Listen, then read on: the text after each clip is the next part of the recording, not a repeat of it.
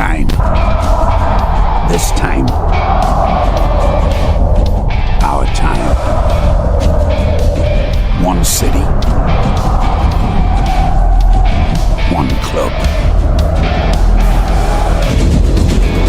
We're back. The time is now.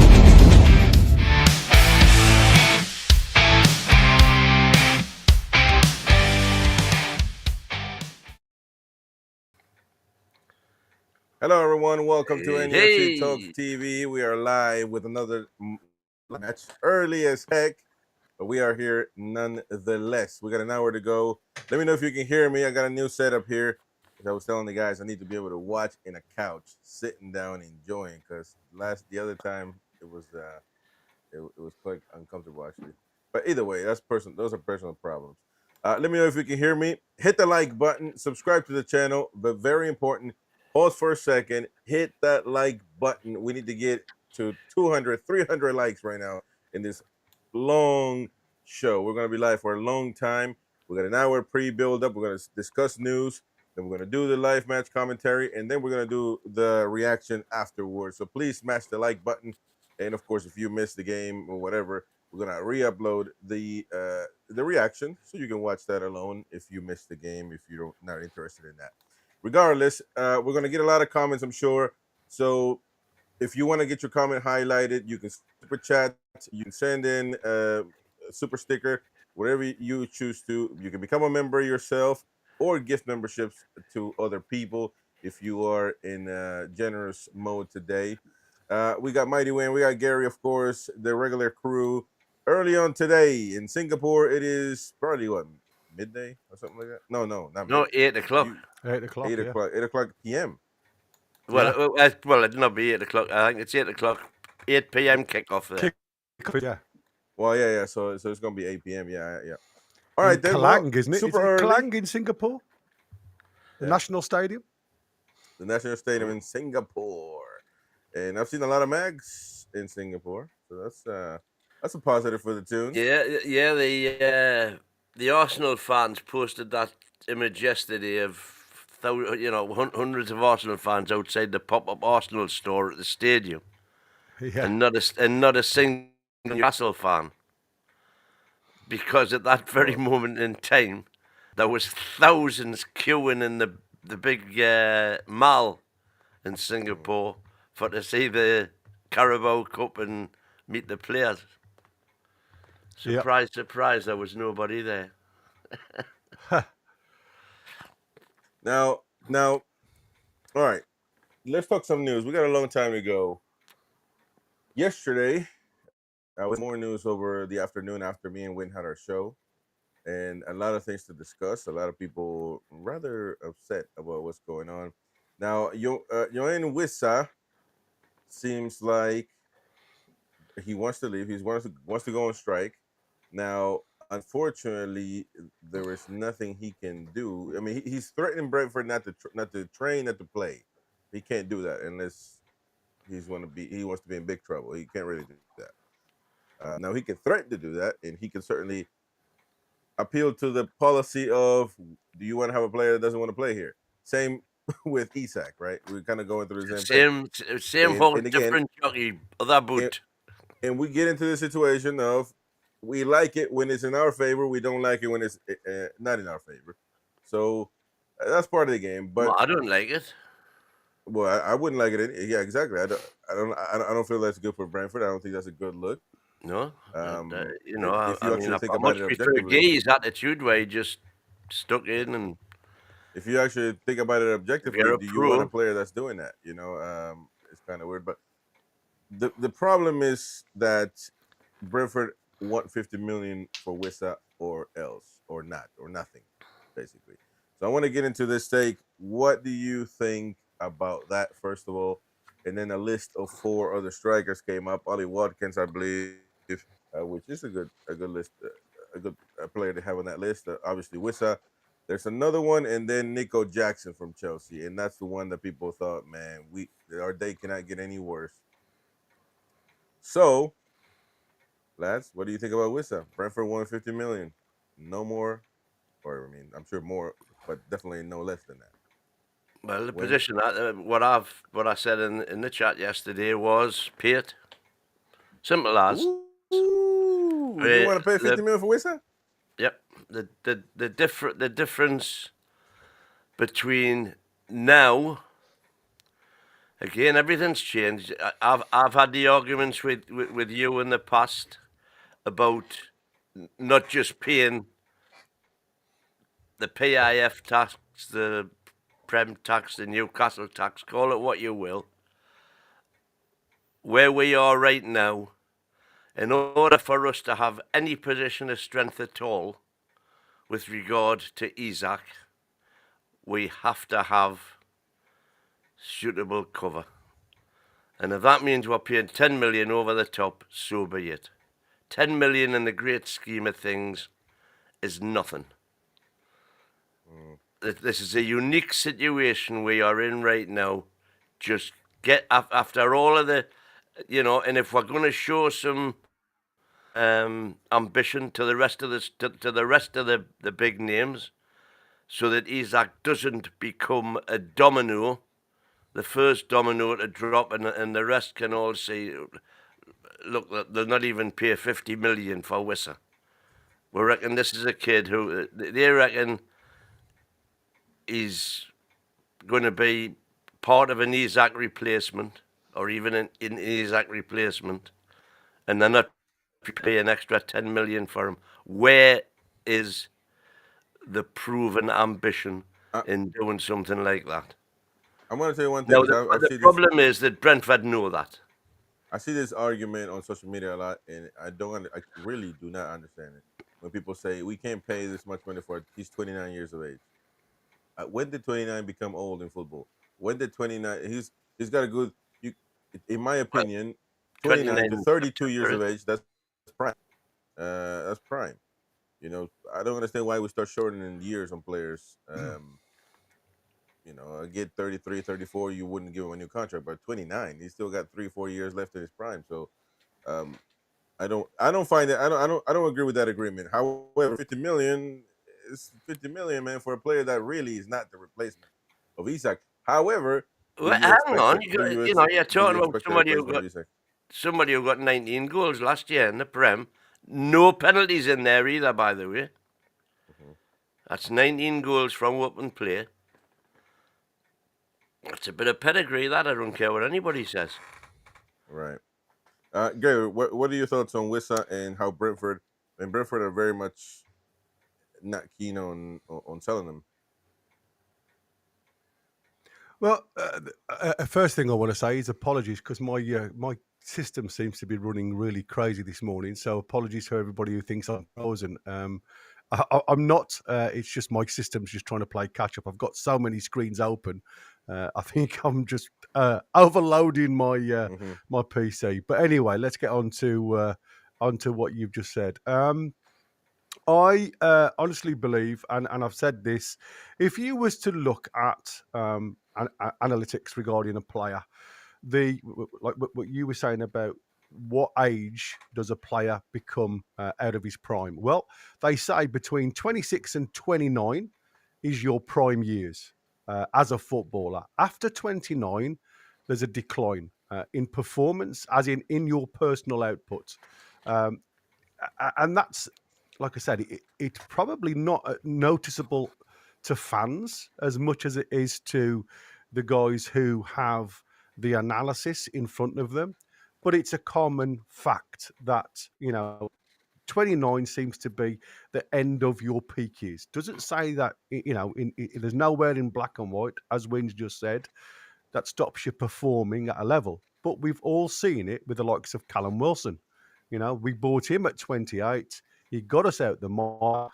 But as the years went on, he seemed to get more injury prone, slower in speed, and obviously a little bit more reluctant in front of goal to score goals. And that's because you're snatching. You're not getting to those positions that you used to be able to do. At a whimper. So psychologically starts to come into mind. But Wissa does look like a man who looks after his body. And, you know, we've looked at the likes of Salah and players like that. Again, you know, they look as though they can continue that peak performance season in, season out. And I think that, again, speaks volumes. It's how you yourself feel, how you look after yourself, and whether you can progress that that momentum and that physicality going forward. So you're absolutely right, Chris. You know, depending on an individual, he may still feel and be able to produce as if he was still in his peak years. The problem regarding Brentford now, he's coming to his final year of his contract. And yes, they're playing the stronghold because, as we all know and as we've all speculated, they were only going to go and try and sell one of their superstars.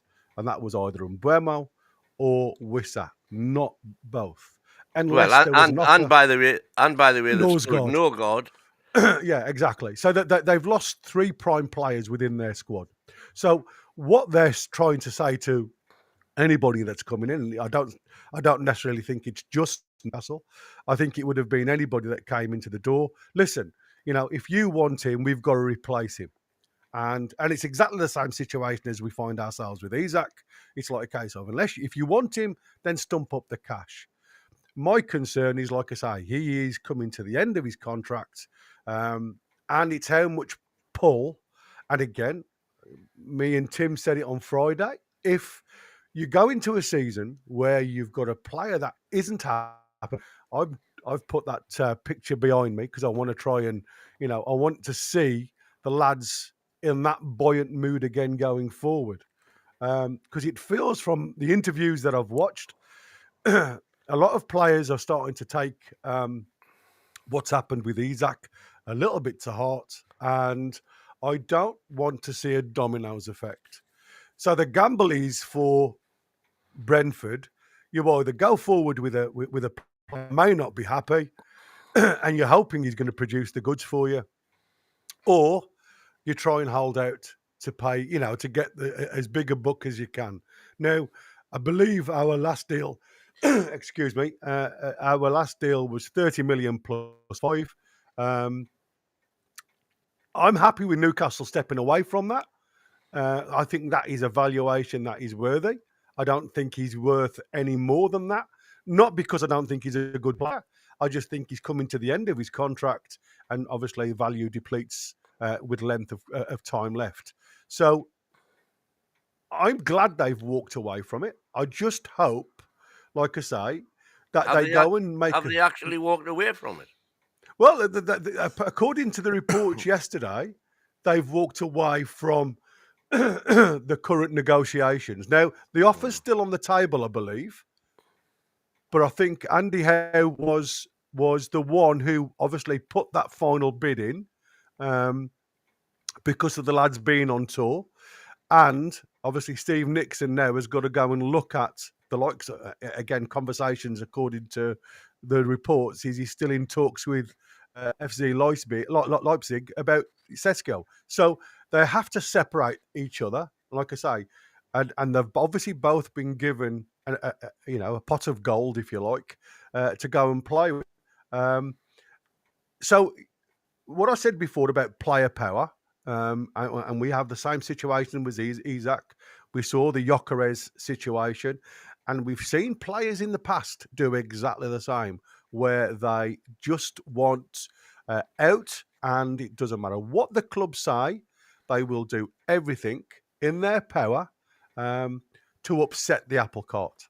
And I think, like I said, the problem you have as a coach and as a unity is if you've got one bad apple on the tree, sometimes it can poison the rest. Well, but by the way, you know, as you say, that's the same age that Callum Wilson was when we bought him. That's what I just said, yeah. Yeah. If we can get 3 years out of Wissa, like the first 3 years that we got out of Callum Wilson, I think he's well worth 50 million. And bear in mind, he probably won't have the same injury problems as Callum Wilson had. Yeah, I know, but what I'm trying to say, Will, it's not about his ability. We know what he can do, and as you rightly say, 19 Premier League goals, and he's a different style of striker, and that's what I like about him. He's more of a poacher. He's a 6-yard man. He likes to put his head into dangerous positions. He's not frightened of actually backing out of a 50-50. He's the type of striker I quite like.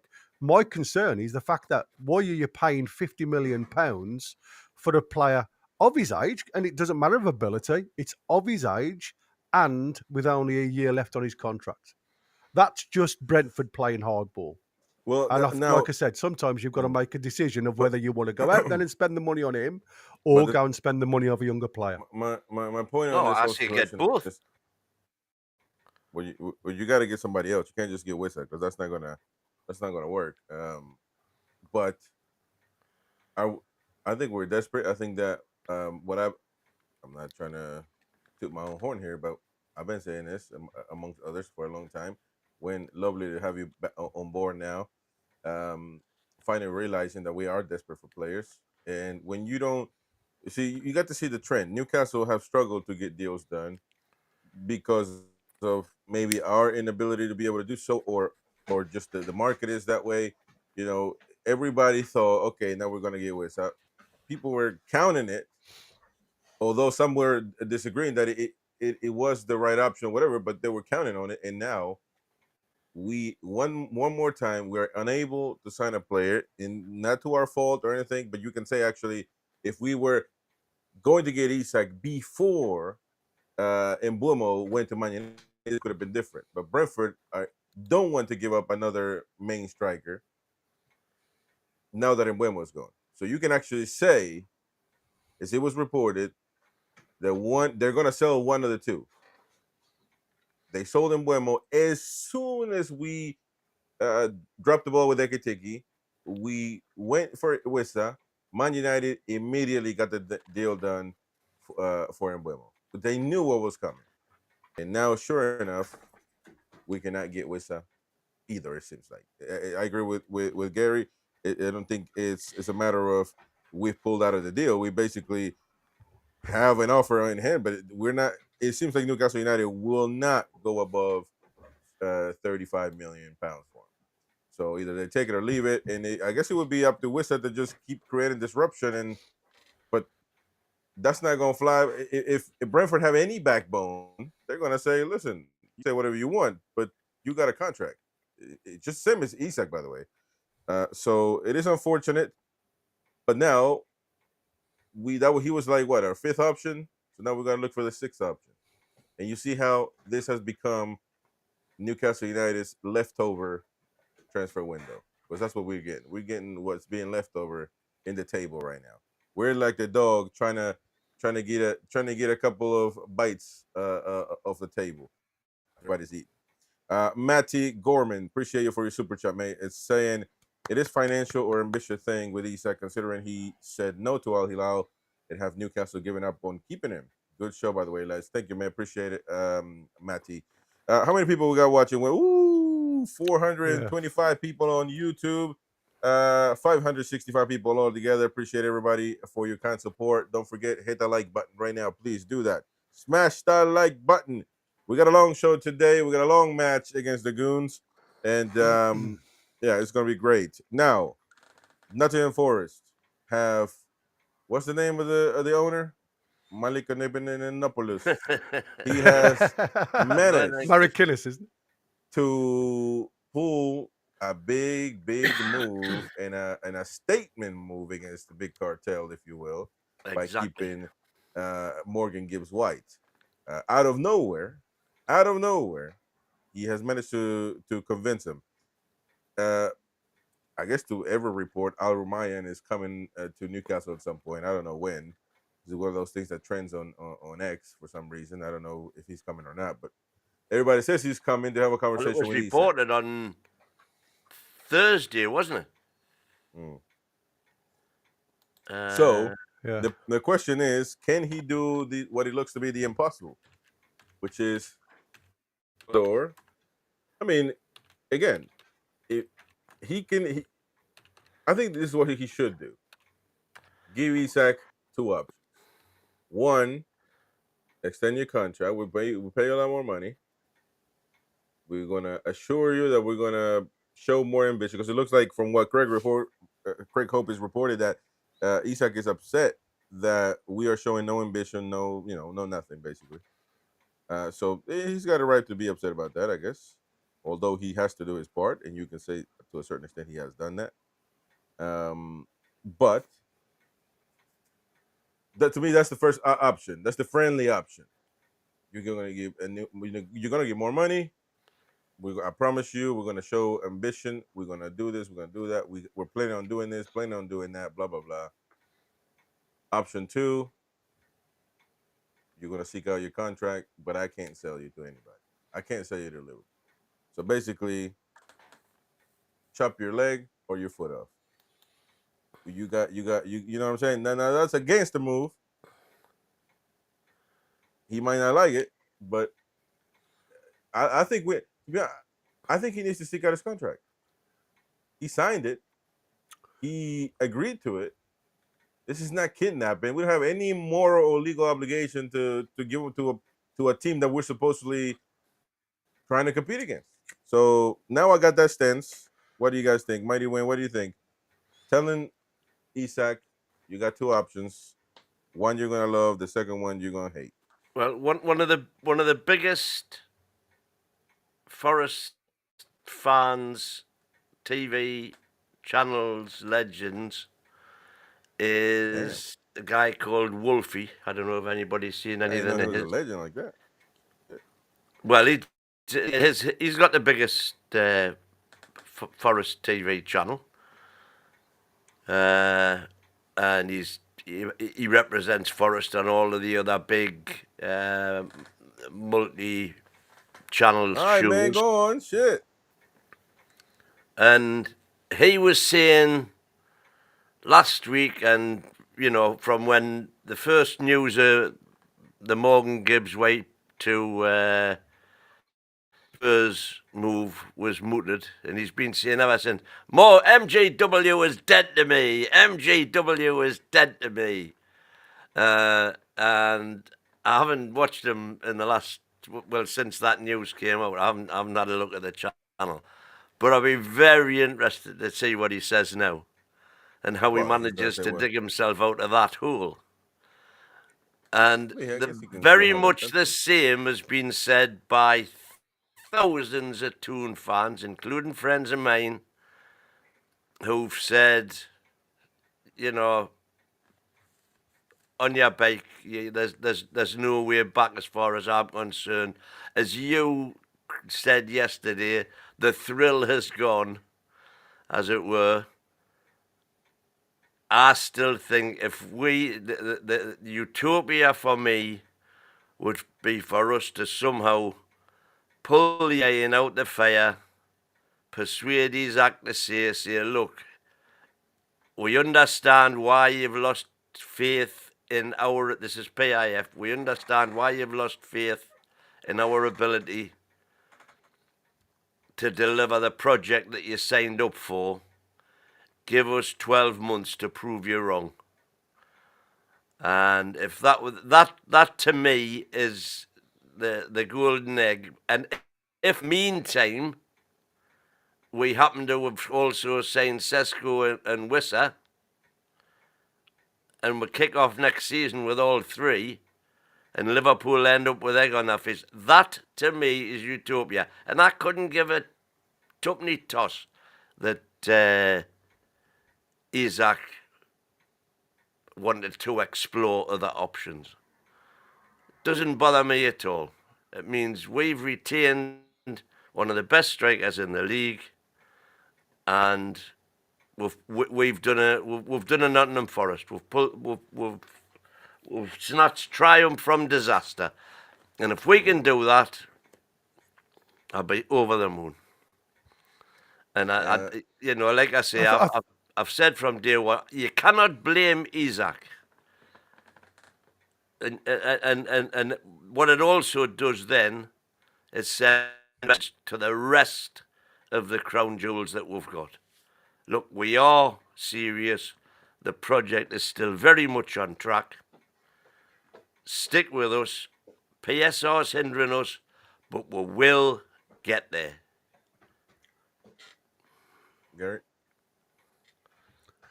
Yeah, I think I do appreciate the sentiment behind it, but I think that there's a massive picture that we're missing out on here.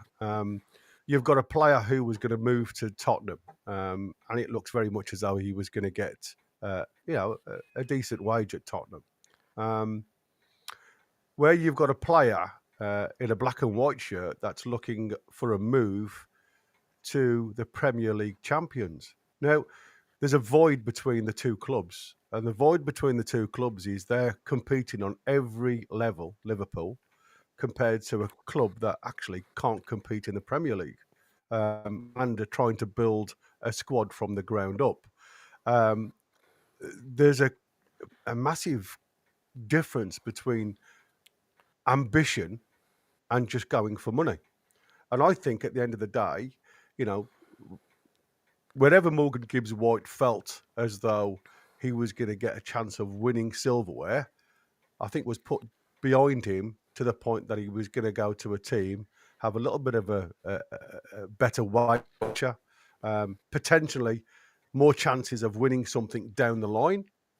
Where you've got Isak, who looks like, yes, there's money involved, but he certainly isn't going to get the bumper wage according to the reports, where they reckon it's somewhere in the region he's been offered 260 to 280 a week. But I think it's more the fact that you've got every chance of winning silverware at that age. So, like I say, for me, I respect what Marikanis has done. He's come out, he's faced the player. And again, we all know Marikanis' attitude. He's not frightened to put himself in front of a camera and give the coach a rollicking on the field if he feels as though there's something gone wrong.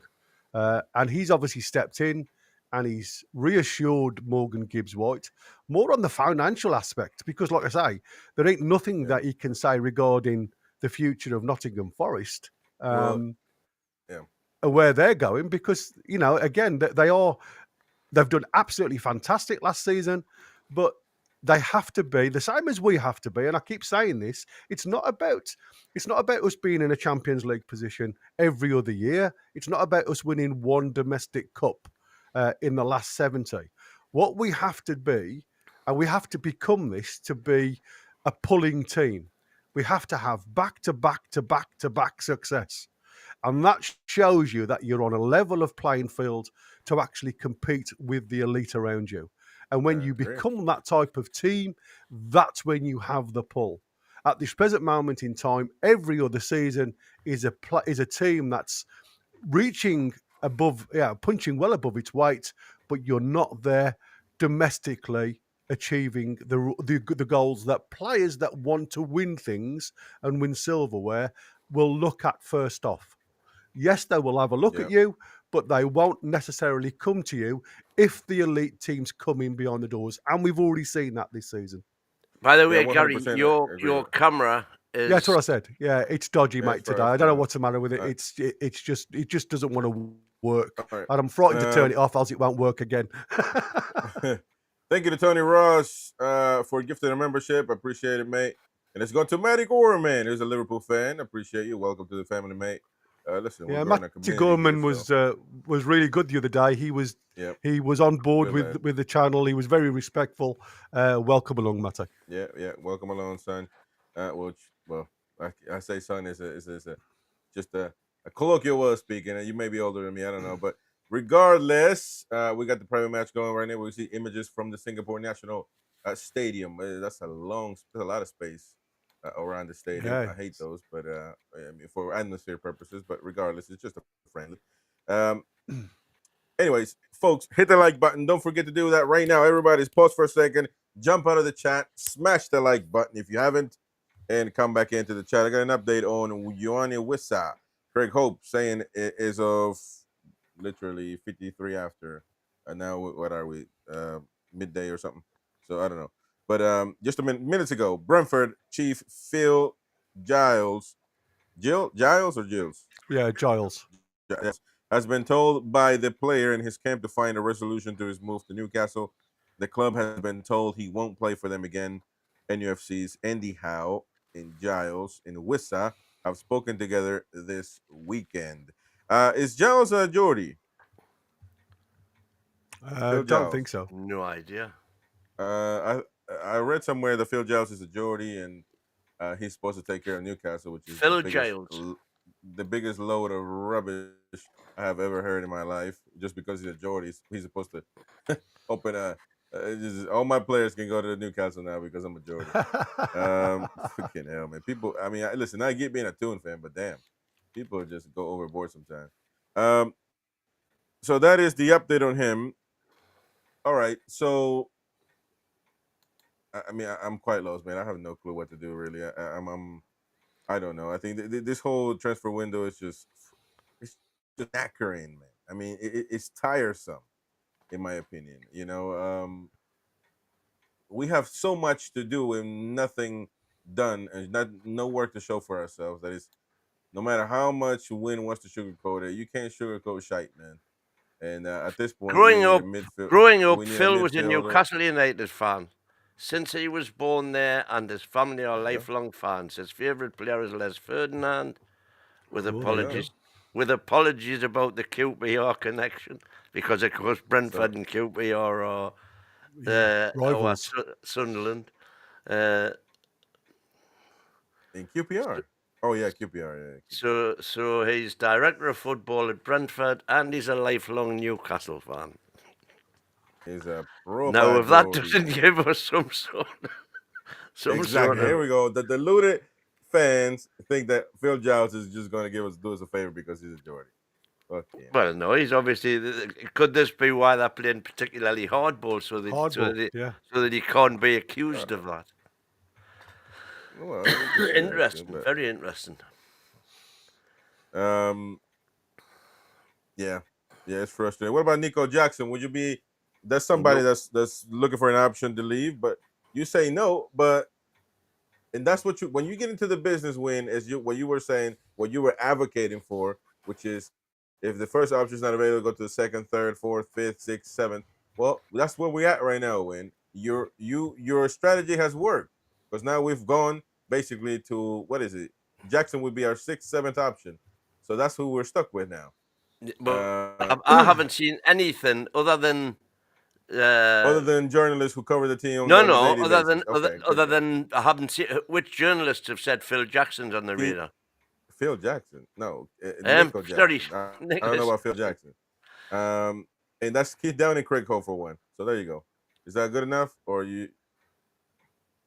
If I'm honest, if I may just jump in there, I think again it's about exploring. 3 hours ago, there was an exploratory conversation about Mitrovic coming back as our number 2. At this point, and that's what I'm saying. You know, I think at the end of the day, we can't close the door on anything.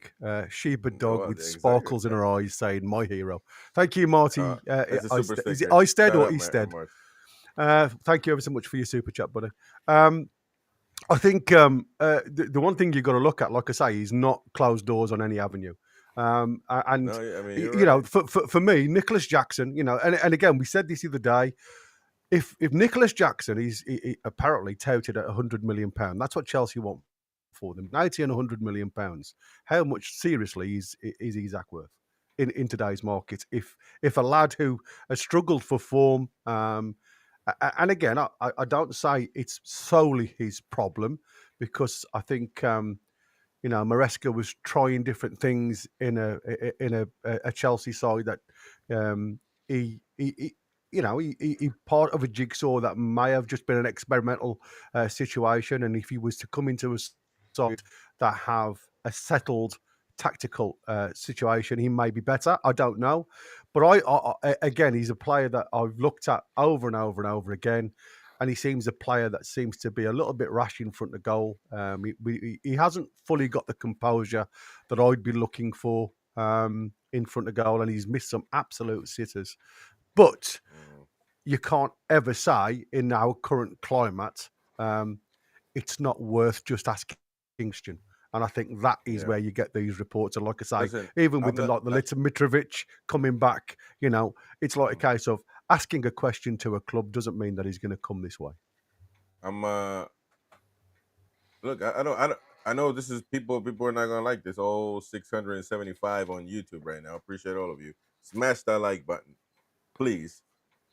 I'm not opposed to Nico Jackson now. Look, we made our bed. Win. We got to lay on it now. There's no choice. Nico Jackson is a striker that's available. Pay 50 for Wissa. Well, you can do that, but it looks like I'm gonna give you another update from Ben Jacobs, just 2 minutes ago or 1 minute ago. Wissa is still holding out for a move to Newcastle.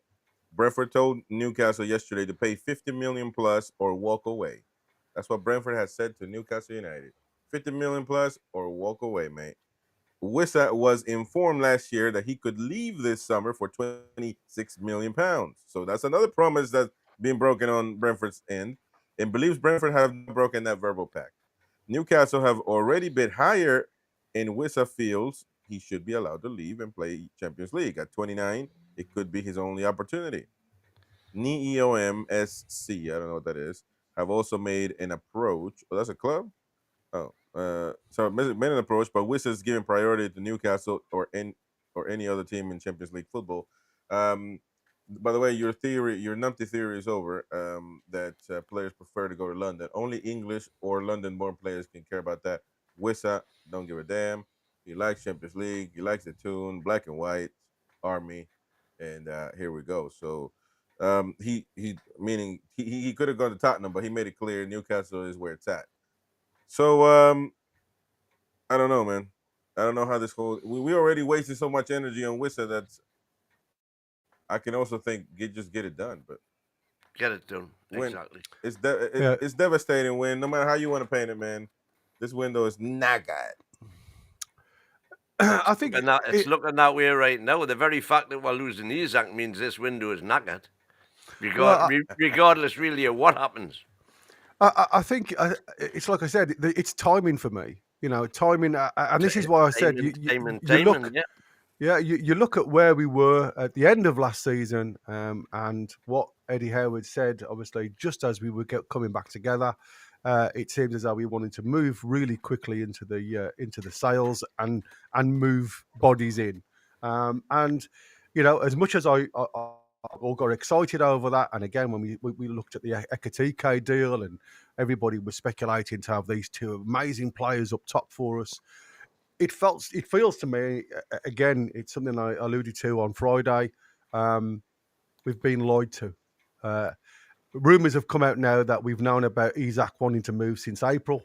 Why have we not got this sorted beforehand? Is that another reason why Mitchell decided to leave in the end of June? Was again to rub a little bit more crap into Eddie Howe's eyes, or the team's eyes in that aspect. There's lots of questions, unfortunately. The thing that made me laugh, with Wins, when he's talking about have Piff lost a little bit of interest in us. If you look at some of the reports out there now, there's a lot of people saying that Newcastle, the Saudi Public Investment Fund, is an investor in the Clear Lake Capital, which obviously is the majority owner of Chelsea Football Club. And people are now putting two and two together with that, and they're coming out with a number that obviously doesn't add up. We all know that Saudi Arabia, the PIF fund, has got the fingers in multiple pies. That's common knowledge.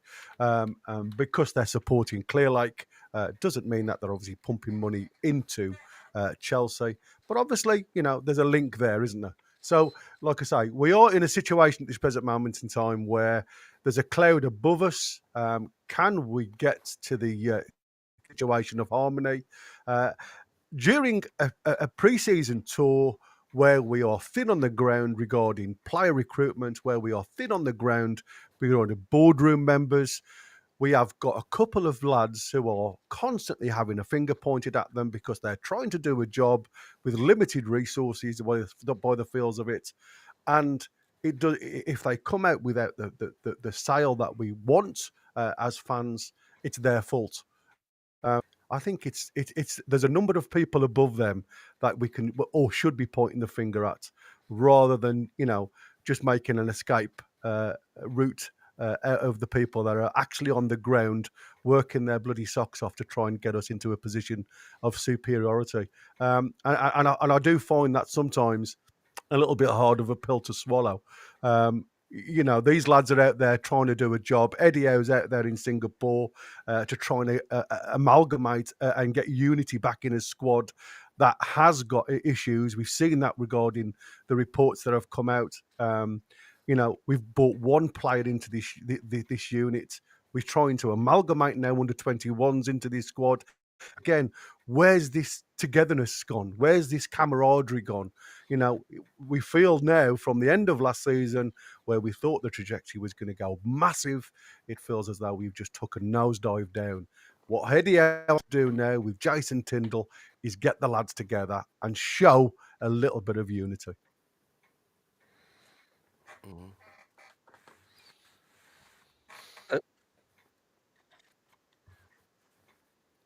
Listen, I've told you where I stand with this. I just get the job done, and same with Sesko. Just get it done. End of. The money is almost irrelevant now. That's where I am on all of this. It's the only way that we can get something back out of this situation that we've ended up in.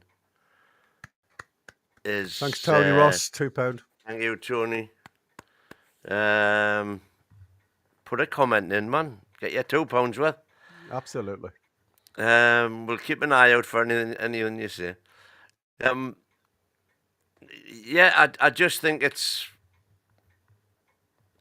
almost getting now beyond the point of no return. Again, I've had several, shall we say, discussions with Chris about being desperate. And Chris has been saying, we're desperate, just get anybody, sign anybody, we're desperate. And I've said, we're not desperate, man. We've got 6 weeks left. Well, that 6 weeks is now 5 weeks. Yeah. And in that 1 week, we've had this, to my mind, devastating news that, as opposed to Isak, all the statements from all over the club, from PIF, from Al Rumayyan, Isak is not for sale, not for sale, not for sale. All of a sudden, the player decided he wants to explore other options. By the way, there's a difference there between Isak and Wissa, in that Wissa has specifically stated Newcastle, directly quoted, whereas Isak has never actually been quoted as saying he wants to go to Liverpool at all. It's just explore other options. All right, we got the lineup. We got to talk about the game today, which we got how long? Yeah, we got about 15 minutes left. 15 minutes, Okay. yeah. Let me just give you the lineup then. By the way, Newcastle Arsenal, so that's pretty interesting in Asia. That's going to draw a lot of attention. A lot of Toon fans, by the way, no matter how people want to sugarcoat it, a lot of Toon fans. Lovely to see Asian fans in the Toon army. And in lineup, ladies and gents, Nick Pope at goal, Trippier, Lascelles getting an opportunity to start for the Toon. Then you got Tonali, Gordon, Osula, Ilanga, Willock, Byrne, Murphy, and Bruno G, captain for Newcastle United. We'll have to look at Arsenal's lineup here in just 1 second. There we go. The Goons are going with Raya, White, Saliba, Calafiori, Lewis Kelly, the young revelation of England football, Subimendi, Marino, former Toon player, Wanyeri, Bukayo Saka. Bukayo Saka back on the pitch, man, after a long spell being hurt. And Trossard and the infallible Havertz. Trevor Smith there coming in with a super chat, buddy. Thank you, Trevor. Thank you, Trevor. He's another Liverpool fan. I'm a Liverpool fan. It's a shame how your club has handled this. He hasn't left yet, though. Well, to be fair, again, you're if the rumours are true, Trev, that we knew about Isak's being, wanting to go since April, then I absolutely agree with you. The club has handled this absolutely appallingly, and as a Newcastle fan, I feel disgruntled massively that we've been lied to. As Wynne just said, he's not for sale. But player power speaks more than any words can say. If they want the move, it's very difficult as a club. And again, I go back to the issues of boardroom members not coming forward and giving the player the heads up that he was promised 2 seasons ago. He's been with the club 3 years, it was a 6-year contract. And I'm sorry, players around him of a lesser ilk are getting the monies that they've been promised, even though he was promised before them to get a wage rise. It's going to put a sour taste in anybody's mouth. Again, when Liverpool come knocking, for me, Liverpool are one, if not the biggest club in Europe as we speak.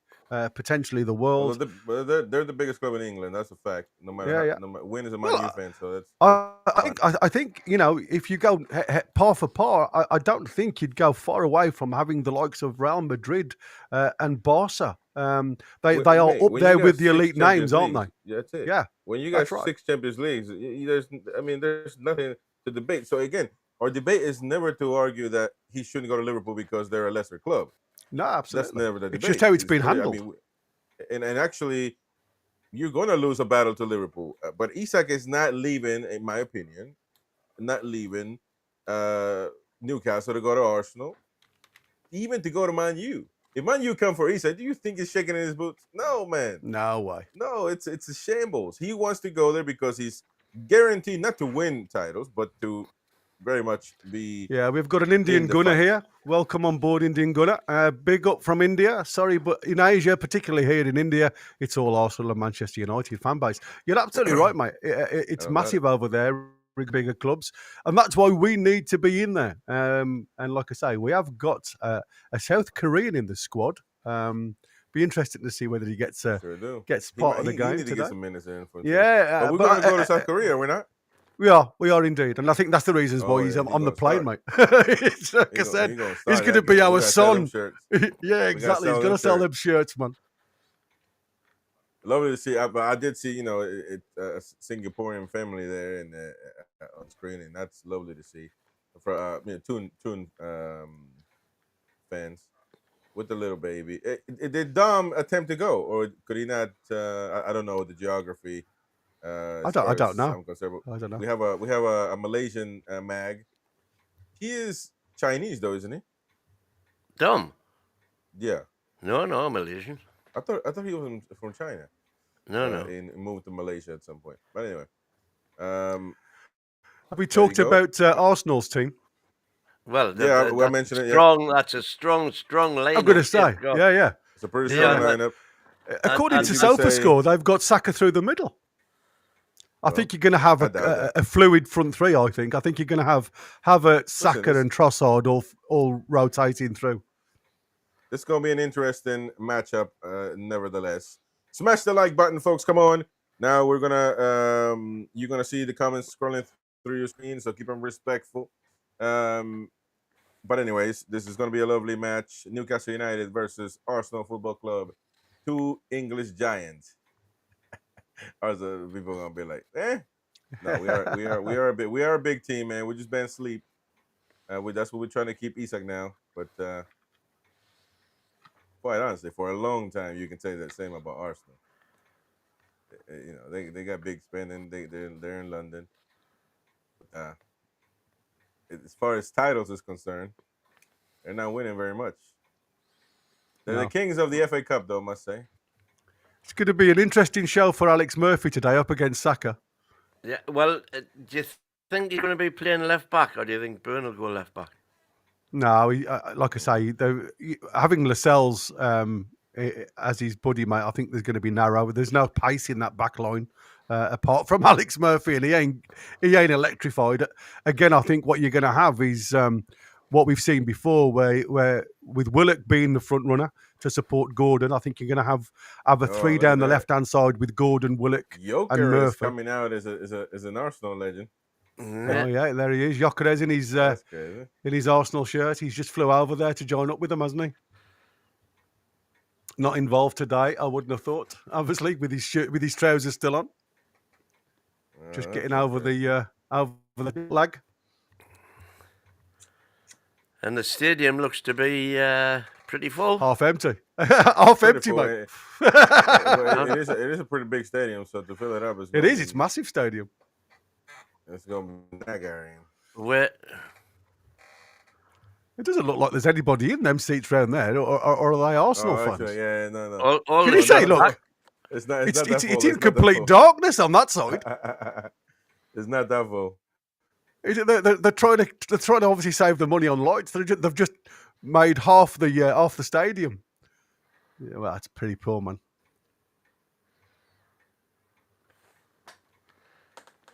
Yeah, David Veitch is going in 3-0 to Arsenal. Lots of bedwetting. It's going to be a Lots toughie, of mate. They're a bedwetting, strong we'll side see. today. We Yeah, shall as I was see saying what's gonna to happen. what Wim was saying, I think you've got more chance of us being an attacking force down the left-hand side, and it'll probably be because of the pace. It'll probably mean that Dan Burn, Lascelles comes central, and Trippier comes as an right centre back, because we've got the pace of Alanga down that right-hand side, and I think you'll have Willock moving forward to support Asula in the middle. And Bruno and Tonali will be obviously sitting in that deeper 6 role. So I think you're going to domination or try down that left-hand side to attack Ben White to stop him from going forward, obviously, and keep Saliba and Calafiori at the back busy. I just feel a bit. I mean, there's rumours. I don't know what's happened to Ben Parkinson. Is he injured, guys? Somebody was. I thought he was actually part of the squad, but he not a doesn't seem to clue. be in the team. By the way, it seems like next week is going to be crucial for Sesko. As I was reading, and it again, man, I get exhausted, man. I don't know what's going to happen. We're nagging. Thank you, Steve. By the way, with the kind Whoa. super chat, and it says PIF are why Newcastle are in the Premier League, why we've won something, and why we're Champions League football club. Mark my words, Newcastle are spinning plates. Good lad. What do you think about that then? well, listen. People are blaming PIF. I had to, it's nothing to do with the match. I was going to keep it for another day, but I suddenly had a thought, because my thoughts on PIF have been the reason that they haven't gone big and ploughed all the money in that they could have done and taken loopholes, etc., sold the women's team or whatever, was because they were waiting for the Man City 115. Play the lads. And what they didn't want to do was bring the big sponsorship in for low money, because they would then be unable to justify super high money when the 115 is overturned. In other words, if we got Aramco in now for, a 20 million sponsorship or something, 115 gets overturned, and Aramco then say, right, we're giving you £100 million instead of £10 million. That could be questioned. Said, hang on, what have you done? What have you done? However, what I've since thought about, it came to me in a moment of inspiration. What they could do is that very thing. They could get that sponsorship in for the training ground, for the training kit, for the stadium, the existing stadium, at whatever price we thought we could get away with, representative of what the current market value is. And built into that contract could be a bonus system whereby if we get Champions League, that sponsorship goes up X amount. Yeah. And by Well- doing that, we've ticked all the boxes. If we win the league, we get an extra 100 million because the sponsor can argue that is increasing the value of their brand to be associated with a Champions League team, a champion.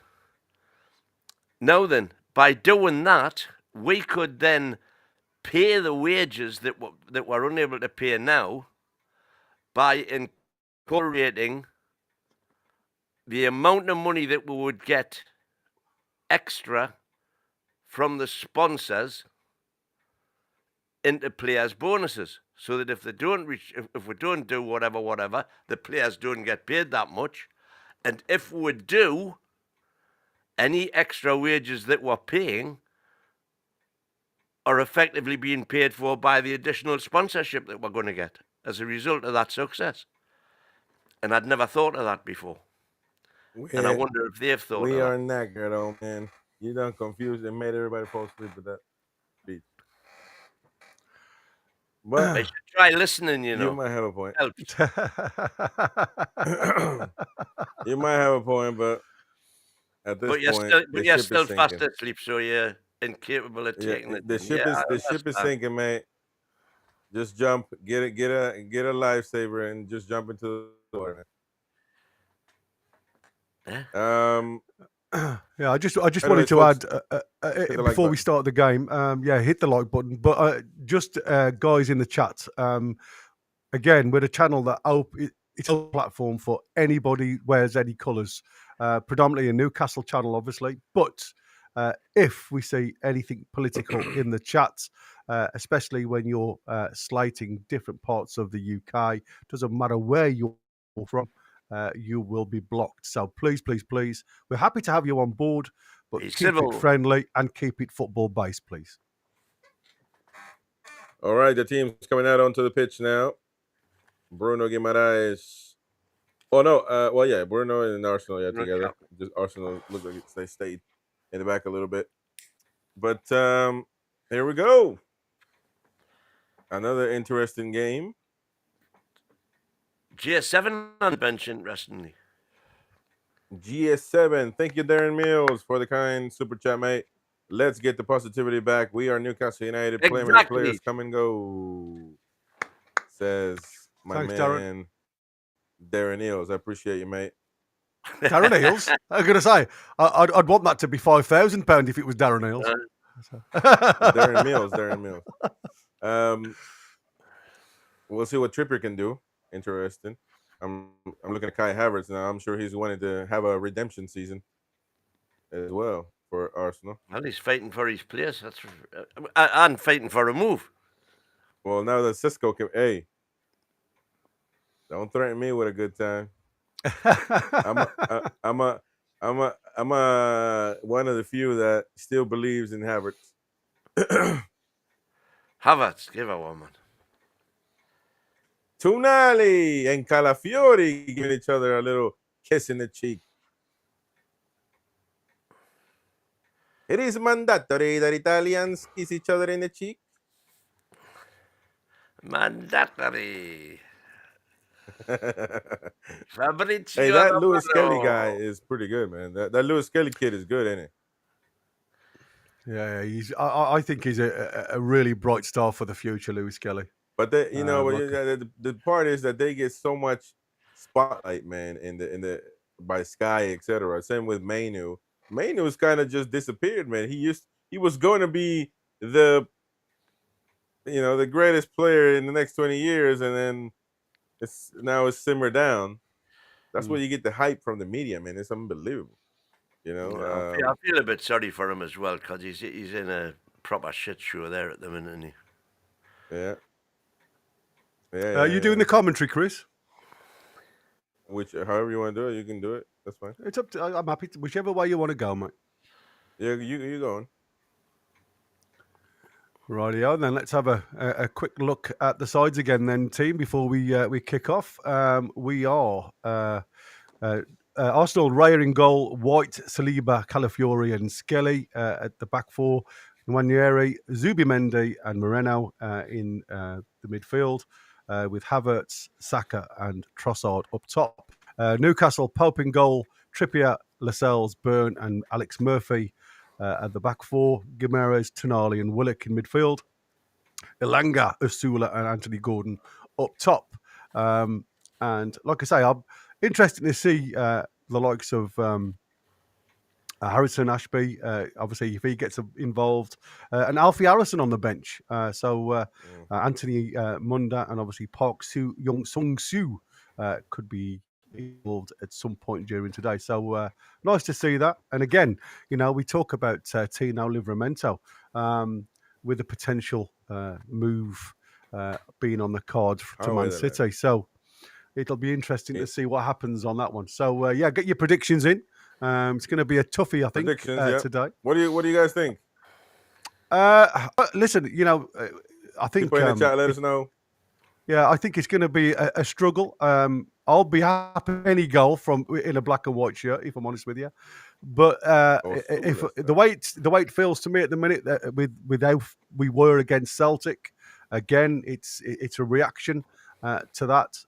It's only really our second proper game, if you like, having a couple of 45 minutes.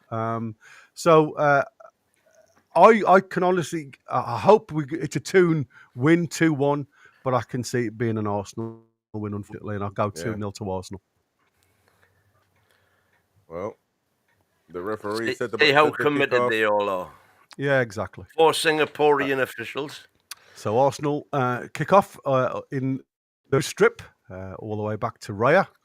And Raya kicks long onto that far left-hand side on the diagonal, and it's headed clear for a Arsenal throw-in just inside the Newcastle half. Newcastle kicking right to left as we look at the screen. Throw-in's been taken. Newcastle playing in white socks, which I hate. Yeah, Saliba. Yeah, it always looks a bit washed out, doesn't it? Yeah. Calafiori now taking it towards the halfway line. Push the ball forward down that left-hand channel. And Havertz now Trossard's out on the left-hand side by the looks of it. Into Ben White, who's advanced down the side. Into Saka, playing on this right-hand side, as we thought he would be. So it looks like Trossard will be playing through the middle. On the left-hand side with Havertz through the middle. Calafiori now on the halfway line. Pushes it through. Zubamende. Just having a... Oh, sorry, that was Marino. Apologies, guys, because I have got a bit of a dodgy picture in front of me. It's not as clear as I expected it to be. But bear with me. I will do my best for you. Out to... as you can see, Newcastle have gone into their usual shape, and I understand that because I think this is what Eddie Howe likes to do.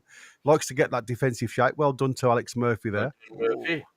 Yeah, on Saka, but it looked like he did. The ball had gone out. No, I think the ball had gone, man.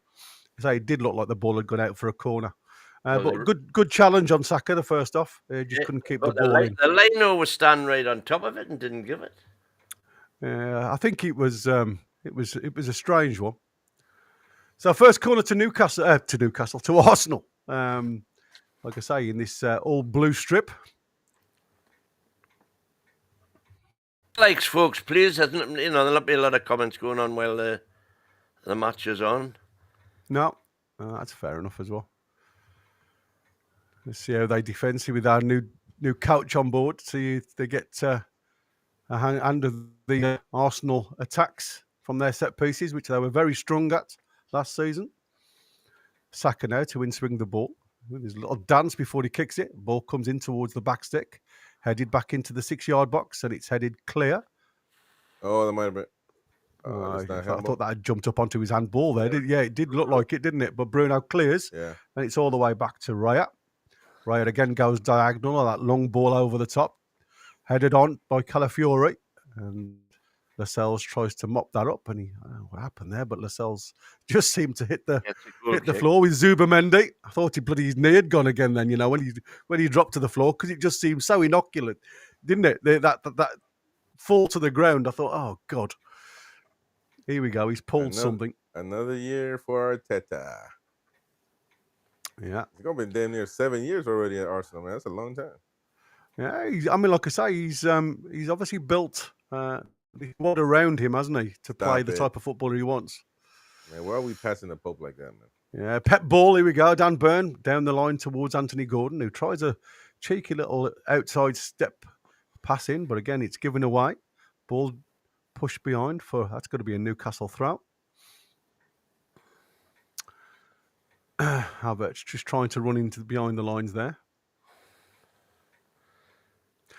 That's the one thing, like I say, sometimes I think Anthony Gordon tries too many of these little flicks when there's no need, just get control of the ball.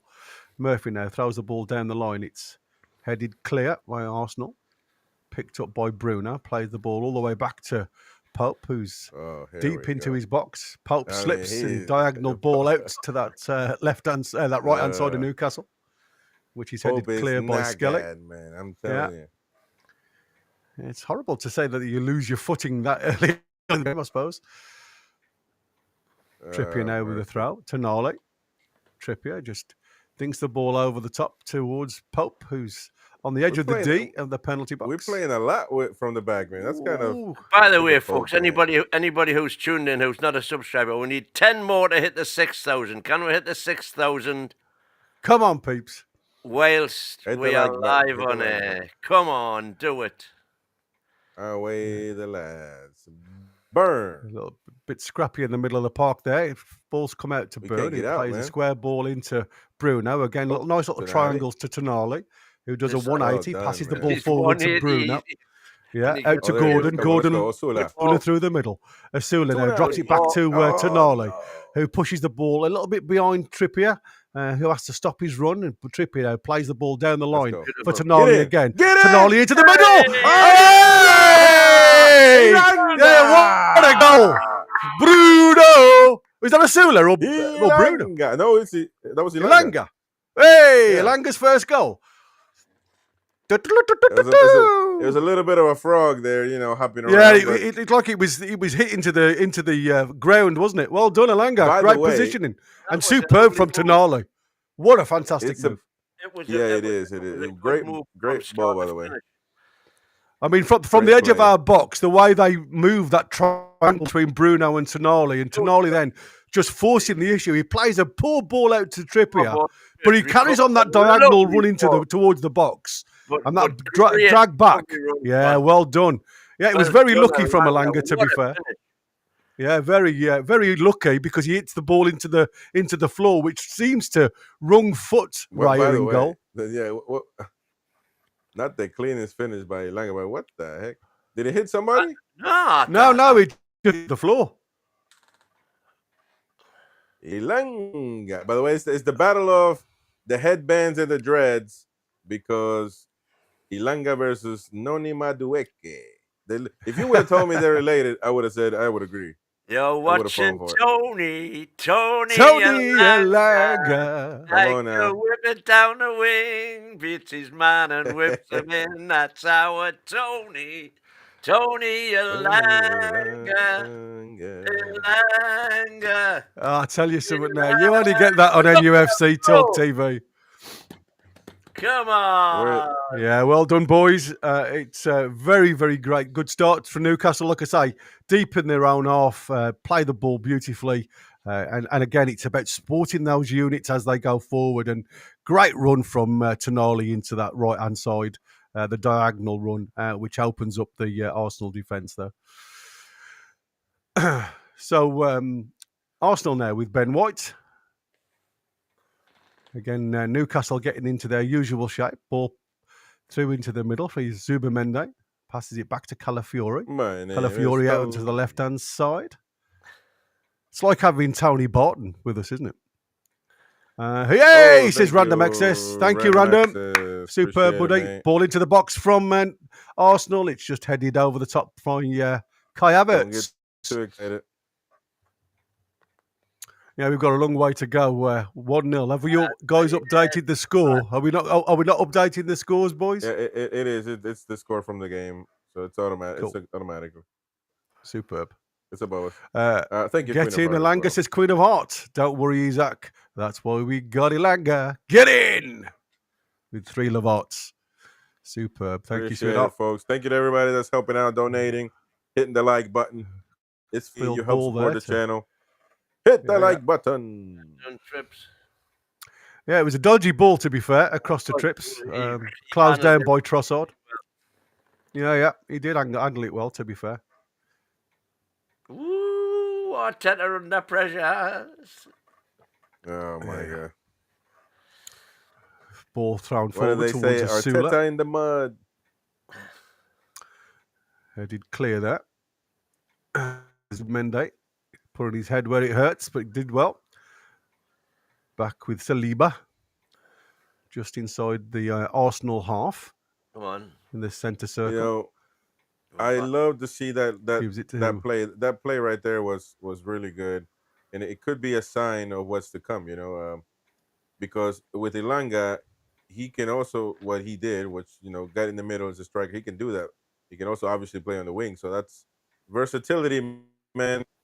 That we can That's use what that's definitely. like I said. That's what the Eddie's player, isn't it? Oh. Versatile, good, Come on, good ball into the box. There's a shot on goal. It's blocked by Trippier, I think, and that's gone out for a throw into Arsenal. Yeah, closed down well there. To be fair, shot When from you- Trossard. Follow-up shot. Bouncing off Big Dan's head. Ouch. Ooh, right into Look at the that, straight on the sternum. forehead. Whoa. Yeah, boom. Right into the sternum of Dan Burn. Yeah, but he you very didn't much, go down Danny. like most of them would, did he? You know what I mean? No. It wasn't his Saka now on this sternum, right-hand it was his nose. Yeah, he picked the ball up from Saka to Ooh, Anthony that's Gordon, gonna- who Gordon. No, Oh, Jockey, the referees. jockey. Oh, come on, what a ref! referee! That was behind him. That's a foul all day, that, surely. Jockey, I play don't on, know. I think baita, sometimes baita. Gordon does go down easy. No, Headed clear that from was Alex a Murphy. foul, man. I don't know. Well, he didn't moan about it. If you look, I always look at the player's reaction, mate. And the player didn't even react to a bit of that. So there weren't a lot in it, Win, to be honest with you, bud. He didn't even moan. But crossfield ball from Arsenal into that deep corner area, and it's Trippier just jockeys it out for a goal kick to Newcastle. Trippier looks like he's been on holiday with that lovely tan. Looking really calm. Tripper's been in more than holiday, but that's not. That's a different story. It's legal. He's legal now, man. He's legal now. He ain't got nobody to answer to. Yeah. Oh, man. I'm hoping he's. we are just- I hope he tied a plank to his feet. Anyway, I tell you what. or Tonali just lets that ball run forward. It's picked up by Saka Yeah, now. but Saka do you on think this it's one. necessary to do all of that? Like to I mean, it must be now. These preseason games are to do that to see how Eddie wants to play. But Well, we're trying to play from the bottom every single play. Yeah, lovely ball that he's up to Oh, there we go, Asula Asula. now.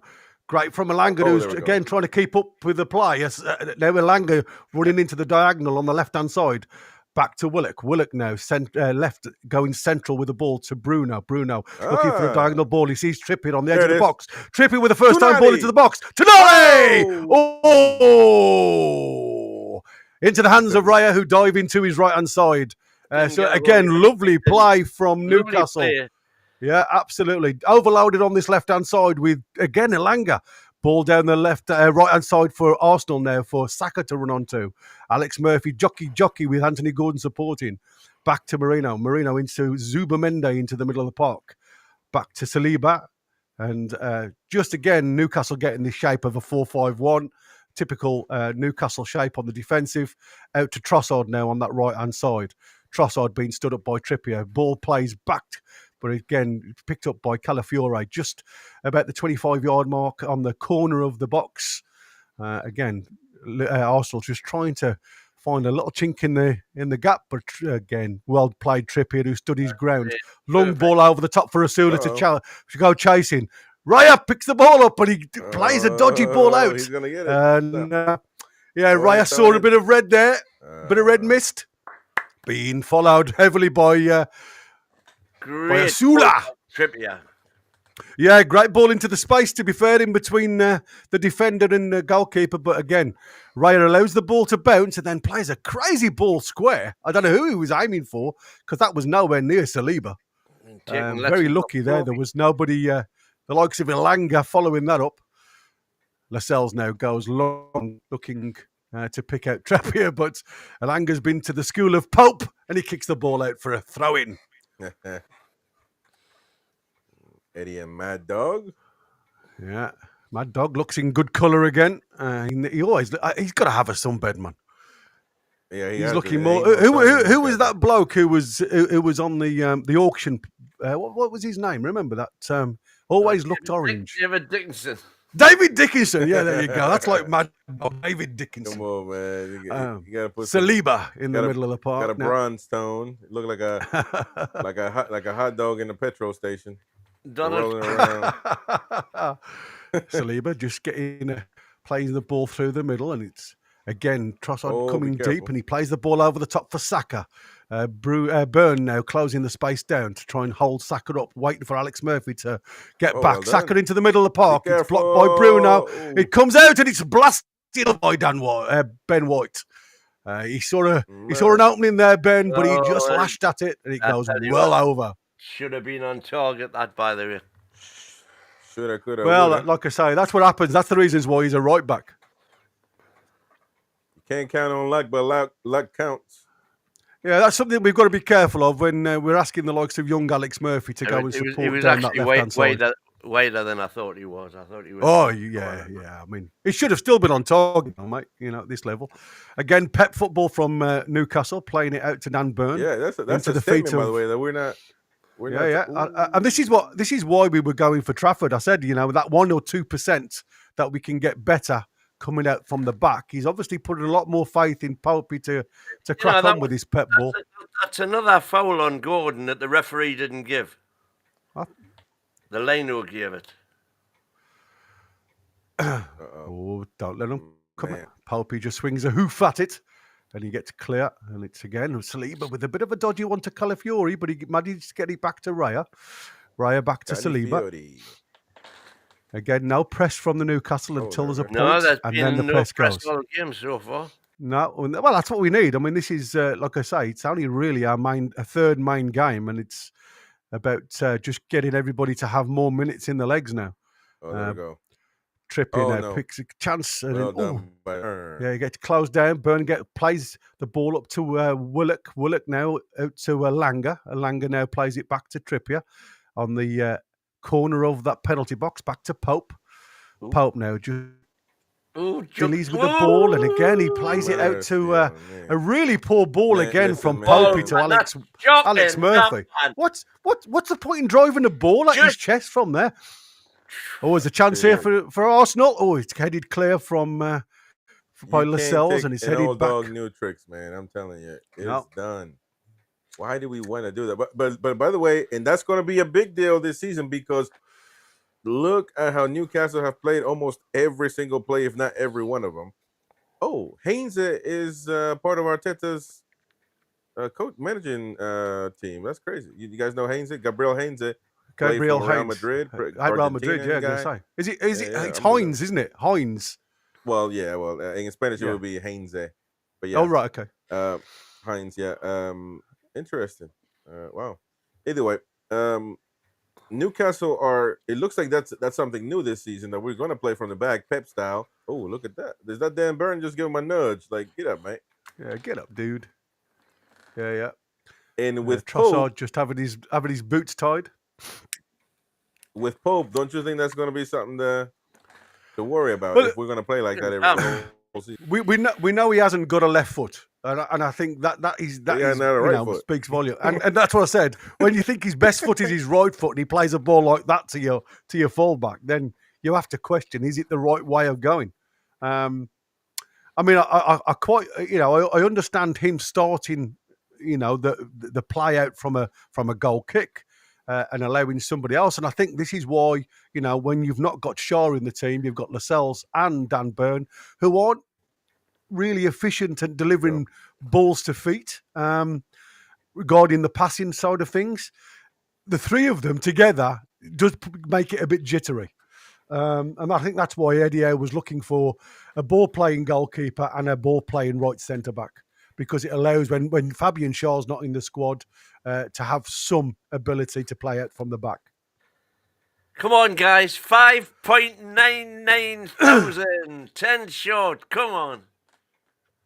Hit the like button, folks. Come on, hit Trippier the now like down that button. right-hand Got a lot of side. people watching. Right. Running to the halfway Oh, line. there He we go, plays good the pass ball right into there. a channel for Asula to run into. Nobody will Asula hit now on that right-hand side, on the right side of the penalty box. Oh, get it. Drives the ball back to Oh, Bruno. wow, what a Oh, good it's shot. spilled by Raya and it's cleared for a corner. Good That's a shot by great Bruno shot. again, my Great man. play again from Newcastle. Yeah. Allowing Asula running the line really well. I must admit, I've been one of Asula's critics, and he played it beautifully there because he allowed Trippier to come inside with Alanga on the outside, and Asula then ran from the middle to the diagonal, which allowed the opening of the space for Bruno to get the shot off. Willock should have been a little bit closer in my eyes if he's playing that more forward role. He played a I'll tell little you bit what. deeper there. Didn't catch up. All of Didn't our keep up plays with have play. come from that side, from the right side. And, Yeah, that's how we've much had I a lot know. of dangerous plays. That's how much I know about football, isn't it? When I was saying we're going to dominate down the left-hand side, and we've been nowhere near the left-hand side. But we've had the better opportunities, better than Arsenal. I don't think they've we've had gi- one we've- other than the. That's what I said. We've given him a couple of half chances, if you like, from sloppy play, but it's been very, very impressive. I must admit, from Newcastle. Yeah. What are we waiting on? Is it hot? I just think Trippier just picked that bottle up, man. But it looks like a. like, Gatorade or is something. that our bottle? Yeah. I know he didn't just Well, pick up some random bottle. He just picked it up for this random ball. Come on, man. I'm not It doing looked that. like somebody's sample, mate. I was going to say, I hope nobody in the crowd. Yeah, I was gonna say, it looked like- throwing it on the pitch. Yeah, exactly. No wonder he spat it out. Oh, It's the That's best collision Gatorade there. he's tasted this year. Lascelles and Lewis Skelly. Lascelles and Skelly coming together in the middle in the penalty Look, area. Lascelles might just be a good backup on the bench, man. At this point, I don't think we're going to sign anybody else. I think Lascelles did a great job with Shea in the first season. Remember, before his injuries. I believe the only player we're going to sign, if anybody, is going to be a forward. That's it. We're not going to sign three. Are we going to players, see anything from this corner kick now? It's driven towards the back stick and it's cleared. Shot in again from Alanga. Again, blocked. I was going to say, are we going to see anything from our new set piece coach? But we didn't see a lot there apart from an in-swinging ball to the back stick. They haven't had any time really yet, have they? Well, I'm looking for positives with. Yeah, no, but all We've had this bloody dark cloud over us for the last 2 weeks, man. Yeah, I tell you I'm what, you know me, super optimist, super Absolutely. full, and I've certainly been down this week with the Isaac news. And by the absolutely. way, Jordy Dan in the chat, I sent you a message just in case on WhatsApp. Yeah. Arsenal there putting themselves into trouble and playing the ball out, miscontrolled. Yeah. Throw in from Trippier into Bruno, back to Tonali, back to Trippier on that right-hand side. Trippier, Tonali, back to Trippier, back to Lascelles now. All inside, camped inside the Arsenal burn, out to Alex Murphy. Murphy now down on this left-hand side, plays the ball simple, back to Bruno. Burn, into Bruno. Bruno out to Trippier. Again, just trying to keep ball Newcastle. Channel ball through the middle. It's picked up by Skelly. Skelly drives it now forward towards the halfway line. Tries to put a ball into Trossard. Trips is Picked there. up by Trippier. Yeah, he plays the ball beautifully into Bruno. Bruno into Burn. Just inside the Newcastle half to Alex Murphy, who again miscontrols the ball, but he manages to get it back. Well done, Murphy. Yeah, just pulling the Arsenal players towards him. Pulp out to Trippier. Trippier down the line to Alanga. His Playing name from the is back Tony. It's interesting. Trippier. I like seeing playing from the back, but we just have to know when it's time to do it and when it's time to hoof it. Yeah, but what I always say, if you're going to take a gamble when it doesn't matter. You know, it's a friendly at the end of the day, Chris. And like I say, tactics are been up against a good side. And I think at the end of the day, it doesn't matter if you lose the game today, as long as you can see progress. I tell you what, I've seen a lot of progress from young Murphy. That's what I said. If The one there we player go. that's come on leaps and bounds seems to be Murphy. And that pressure from Anthony Gordon there puts them on the back foot a bit, and Raya kicks that ball out. Hey, Again, the school of Rhea's Pope. footwork is looking like Pope. Yeah, school of Pope Pope. just clears it. By the way, Ben Jacobs just now saying that Bayern are closing in on a deal for Luis Diaz for 75 million euros. Diaz is waiting permission to travel and still with the team in Tokyo. The clubs are finalizing the agreement. The move is expected to go through. That relates to us or Liverpool having money to pay for Isak. Yeah, that's exactly it. They're just waiting, mate. It'll be the 100. I reckon it'll be 140 plus 10. One, But they're still 20. gonna have to get a few. Willock on the I think if they inside get- left position. There's a player from, is that Saka? Oh yeah, there was a coming together between Saka and Tonali, and I think Saka's had a little bit of a collision of face. Arteta's not happy, having a word with the Asian ref. Why is he so angry? You know, here you go. Damn. It's just a. I mean, it's. a I mean, little it's man's such a game. yeah, I mean, he's running to his shoulder, hasn't he? I mean, it's Yeah. nothing. Come on now. Nothing major there, to be fair. Nothing at The all. referee. Excuse me. Yeah. Just having a look at the eye socket there of Saka. Look at the. There's a cold pad on the side of the head of Tonali. He didn't even flinch from that movement. Well, I thought it hit his shoulder. Yeah, I did. Right, Initially, but obviously there's a coming together with the heads.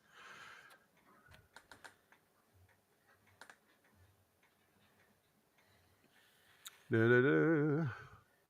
So what do you guys Well, think so we'll far? get the 25 orders. minutes underway. Is it hot? Yeah. Oh yeah, I would imagine it'll be more the humidity, mate. In Singapore. Oh, there it is. So you see, that's Yeah. the double tap. He Yeah. almost didn't make it, man. Totally wrong-footed Raya, didn't it, from that shot? And we're in 25 minutes. In the 26th minute, we are Arsenal 0, Newcastle 1 here in Singapore in this friendly on the 27th of July.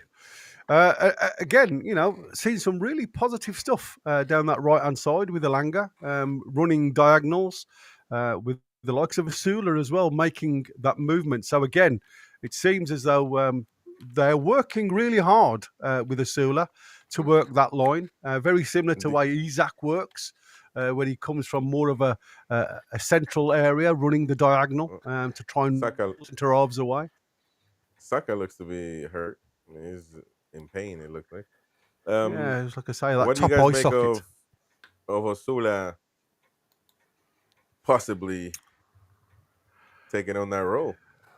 Well, like I say, he's full of enthusiasm. I mean, like I say, you can't not love the lad. You know what I mean? He seems to have come to Newcastle, knowing full well that he's not going to get many minutes. But the lad's personality, he never seems to stop smiling. He's like another Jacob Murphy for me. You know, he's full of that positivity, and he seems to rubbing off really well on the lads around him. You know, and again, look at the likes of Elanga. The relationship that them two have, they've got this like unity straight away, and that's what you want within the club. So for me, like I say, you can't say a lot of negativity about him as a person. I just want him to start running that line better, and he seems to have done that today really well. I tell you what, this ref's not giving us the lickings of a dog, you know. Depends on where the dog's been licking, if I'm honest with you. He doesn't need to, though. Trossard now down that left-hand side, dinks the ball in towards... So when are you buying Asula for number 9? Oh, he's gone down, and the referee again's not giving them anything. So a bit of a tussle there with Elanga. It's dropped. Well, like I say, he's the only striker that we've got available apart from Sean Neve at the minute. So you've got to give him the opportunity to show himself, haven't we? No, yeah, but I mean, and you know what? What will pee me off more than anything else, you know, with all this BS that we've heard from Newcastle about him not Isak not travelling because of his thigh injury. If Isak does move to Liverpool and then he decides to go to Hong Kong, you'll know it's just been a total BS cover story for the reasons why he's not out there in Singapore. It is BS. I don't buy the fact that that he didn't travel because of the injury. It's just BS. I mean, this is anybody. He could have traveled. You know, there's that nonsense. Dude, why am I so out of? Yeah, it's crazy. I mean, like I say, we haven't seen anything of J7 yet, but he's still travelled. Like I say, Louis Hall's the same. He's on the bench. Yeah, that's what I said. We haven't seen a lot of J7 because of his previous injury issues. So, and like I say, we are going to see a lot of difference. So it's a free kick around about 35 yards for just right of centre.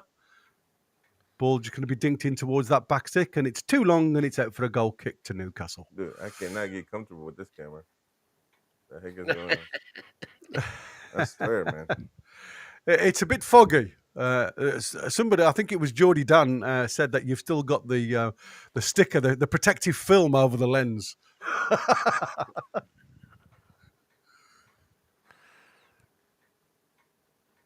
We're having a 30-minute break because of the humidity. The lads are just coming off for a quick drink.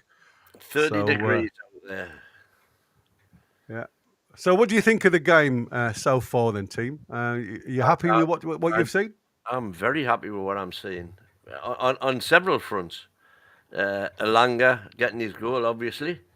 I think Murphy's done himself no harm at all. Because I was a bit worried there. And he's been one of the best performers on the pitch, I think. We've got Tonali looks to be fully up to speed already. Bruno the same. So I think things are looking good. Arsenal, I think they've got Rice on the bench waiting, and I think they're a different team with Rice in. But we've got a fair few decent players on the bench as well. If they bring Rice on, are we going to bring J7 on? I mean, there will be changes, obviously, but we've got the likes of Barnes.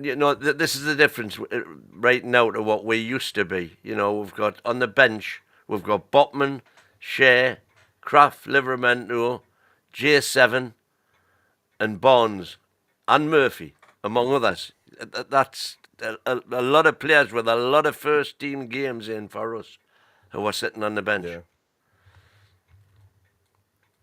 And then we've got a few of the young ones in there, Neve Harris, Travis Hearns, and Sung Park. Yeah, but it's still not, you read all those names out, man, it ain't even, it's not enough, man, by any means. No, it's definitely not enough.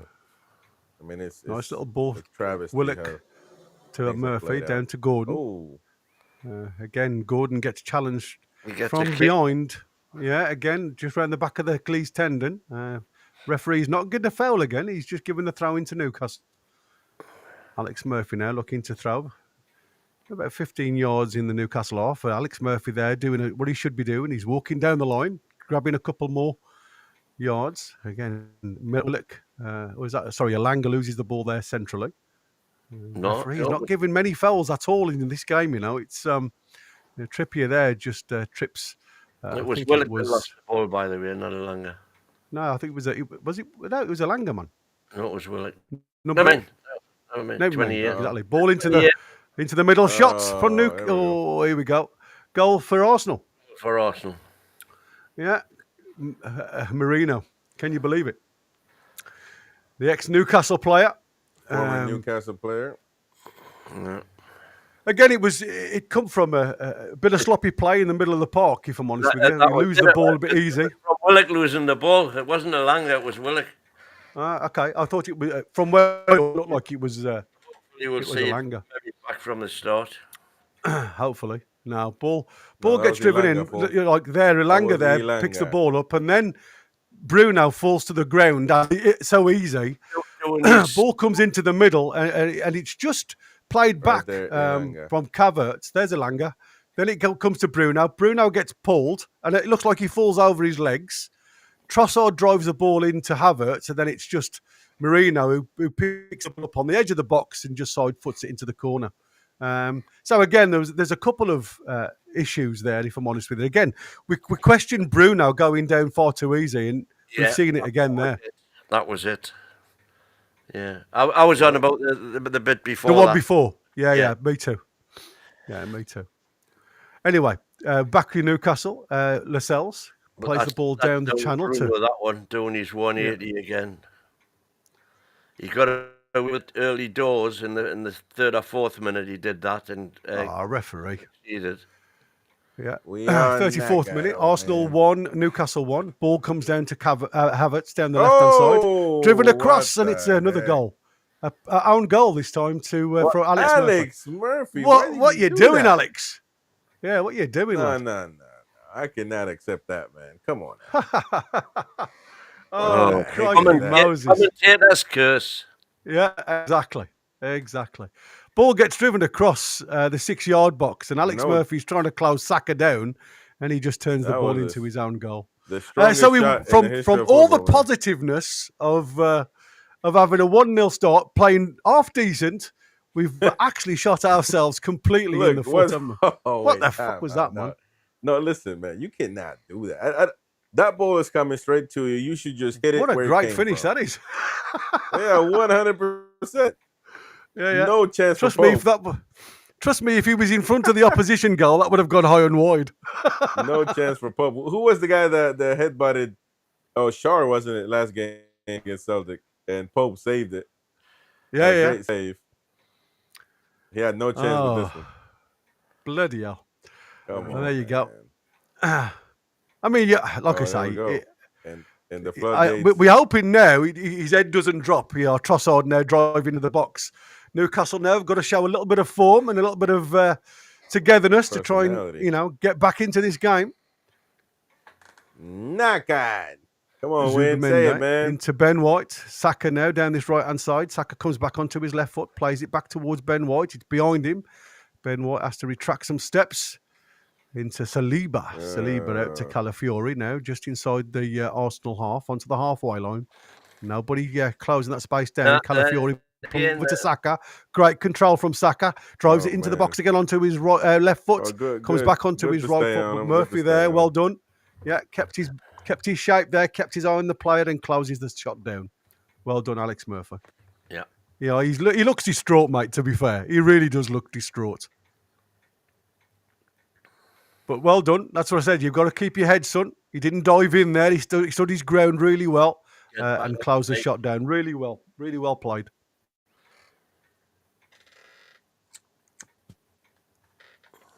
Well,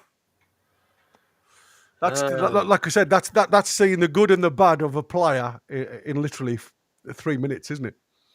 Because, like I say, we've all been praising the lad how well he's done, and like I say, defensively, apart from his own goal, he stood his ground really well. Little in-swinger now from Saka towards that back stick again. Pope goes up, and I think he got a touch to that, but I think the referee's given a. He was Pope. He's got his fingertips to it, and he goes out for another corner to Arsenal. Calafiori there with his Andy Carroll ponytail.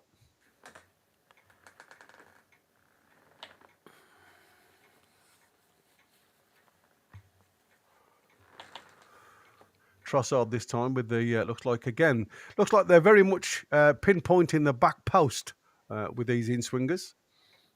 Put a lot of pressure on. He's go short this time. Ball plays in to try. I think he tried a little back heel, Havertz. Oh, well done, referee, for this one. Eventually gets Zubimendi. Gets a foul on Anthony Gordon. Free kick. Yeah.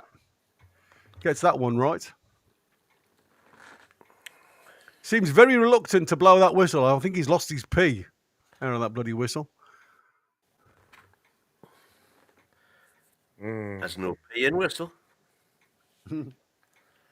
But there's an M in me. I know.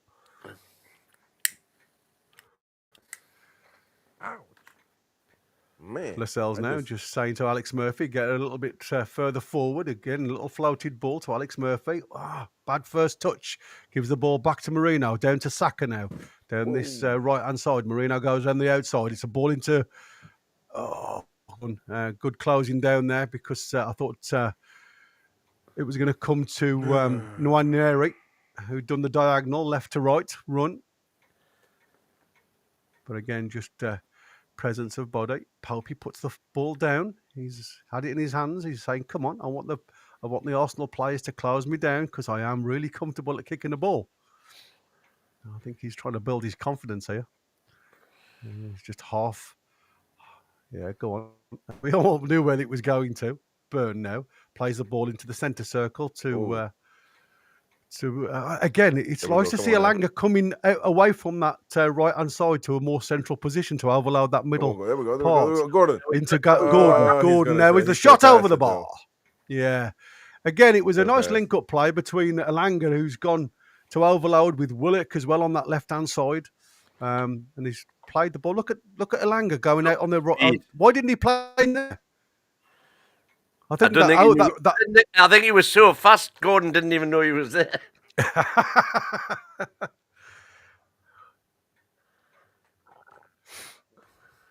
Here we go. Oh, Willock, oh God. Willock's having a hobble. Willock Here we limping. go. Another Glass member. And poor Eddie Howe ain't got no subs to make, man. Joe Linton, that's about it. Glass half broke. Raya goes long. Glass and half broke. I think he means a glass with a crack in it. What does glass half broke mean, man? Oh, dear. Here we back go. to Pope goes too, long. Man. Come on. Up towards Elanga. Headers it down towards Asula, but it's headed clear by Calafiori out for a throw into Newcastle. Well, we have certainly lost. I would rather sub doing that. Tonali with a ball across to Alex Murphy, who's gone over the halfway line. Gordon down this left-hand channel. Alex Murphy goes running past him. Does a Tino overlap? Yeah. Tino and Gordon into Tonali. Tonali with a crossfield pass towards Trippier. Trippier doesn't really challenge for the ball, but Trippier's asking for a corner here. Yeah, he's got one, I think. No, he's running back to position. Goal kick to Arsenal. Pass. Trippier just didn't want to. Yeah, he didn't really challenge for it. I think he half expected Trossard to get a touch on that, you see. That's why he didn't get a challenge. And he was thinking, if Trossard tries to head it out, I want to be in a position to get the ball back. Raya now plays the ball into Nwaneri. Calafiori, left-hand side of the penalty area, goes long, looking for Trossard. Trossard doesn't control it well. Again, picked up and played all the way back to Pope. Sorry, that was Zubamendi that miscontrolled it, not Trossard. Oh, come on. Willock just doesn't seem to know what he wants to do. Alex Murphy into Gordon. Gordon tries to nutmeg, but again, it goes back to Nwaneri down this left-hand side. Plays it into Zubamendi in one area again, more central this time. Tries to give a simple ball out to Skelly. To Trossard now on this hugging this left touchline, faced up by Trippier. Trippier plays, makes him play the ball back. It's just looped in the air, and that should be easy pickings for Pope, which it is under a challenge from Havertz. But again, he was never going to get to that. Pope with the ball in his hands, looking to play early, but decides against it. Is he going to drop the ball to feet? No, he's going to throw it out to Dan Burns, square, just on the edge of the penalty area. Bruno, please don't go to ground. Bruno back to Pope. Lascelles now. Lascelles just bringing the ball out of the box. Again, not closed down by Arsenal. Trippier. Trippier goes back to Pope on the edge of the penalty area. You're going stagnant, man. Bloody hell, that was a dodgy ball again to Burn. Again, Newcastle, playing silly, lose the ball. Saka on the edge of the box again. Well done, Bruno. Bruno up to... Well done there. come on, Willock, for fuck's sake, man. Willock the ball over the top for Willock to run onto, but again, No foul, no foul, no foul. No. Oh, he tripped on his own. Yeah, he was going down, wasn't he, Saliba? Willock's just, I just don't know what's going on with Willock. He just never seems to be balanced. He tripped on his own. Yeah, there wasn't a lot of contact there.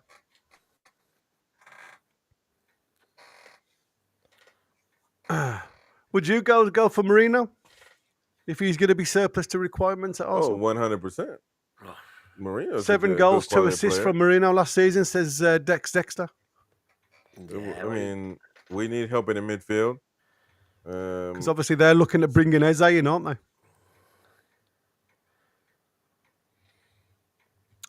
Saliba now. Just again, no press from Newcastle.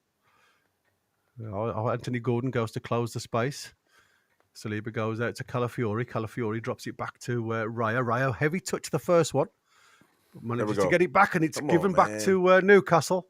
Alanga now. Alanga plays the ball into Trippier down that right-hand side. Trippier gets closed off by Calafiori. Calafiori drops the ball back. It was a heavy challenge on Bruno.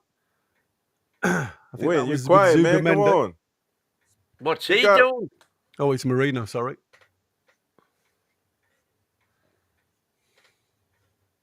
Smash the like button, folks. Come on. Doing That's a foul. What do you mean? What he's doing? I know. He's trying to clear me. He was fouled. Yeah, coming. Wow. He's gone through the back of the car for bloody. Look at him. Look up at the ref. What are you doing? What are you doing? Bruno there gets up. Thankfully. Right, so we've got a free kick. And we got 6,000 subscribers, folks. Hey! Thank you, one and all. Thank you, folks. Thank you. Appreciate it. Thank you very much. And don't forget, guys, please hit the like button for us. Just helps us get further. Right on the corner of the penalty box now, Trippier just jinks the ball towards the back stick, and it's going to be every day into Raya's hands. And again... Challenge from Lascelles. Lascelles gets a yellow card. Oh, shut up, referee, man. For tripping Raya on the way out.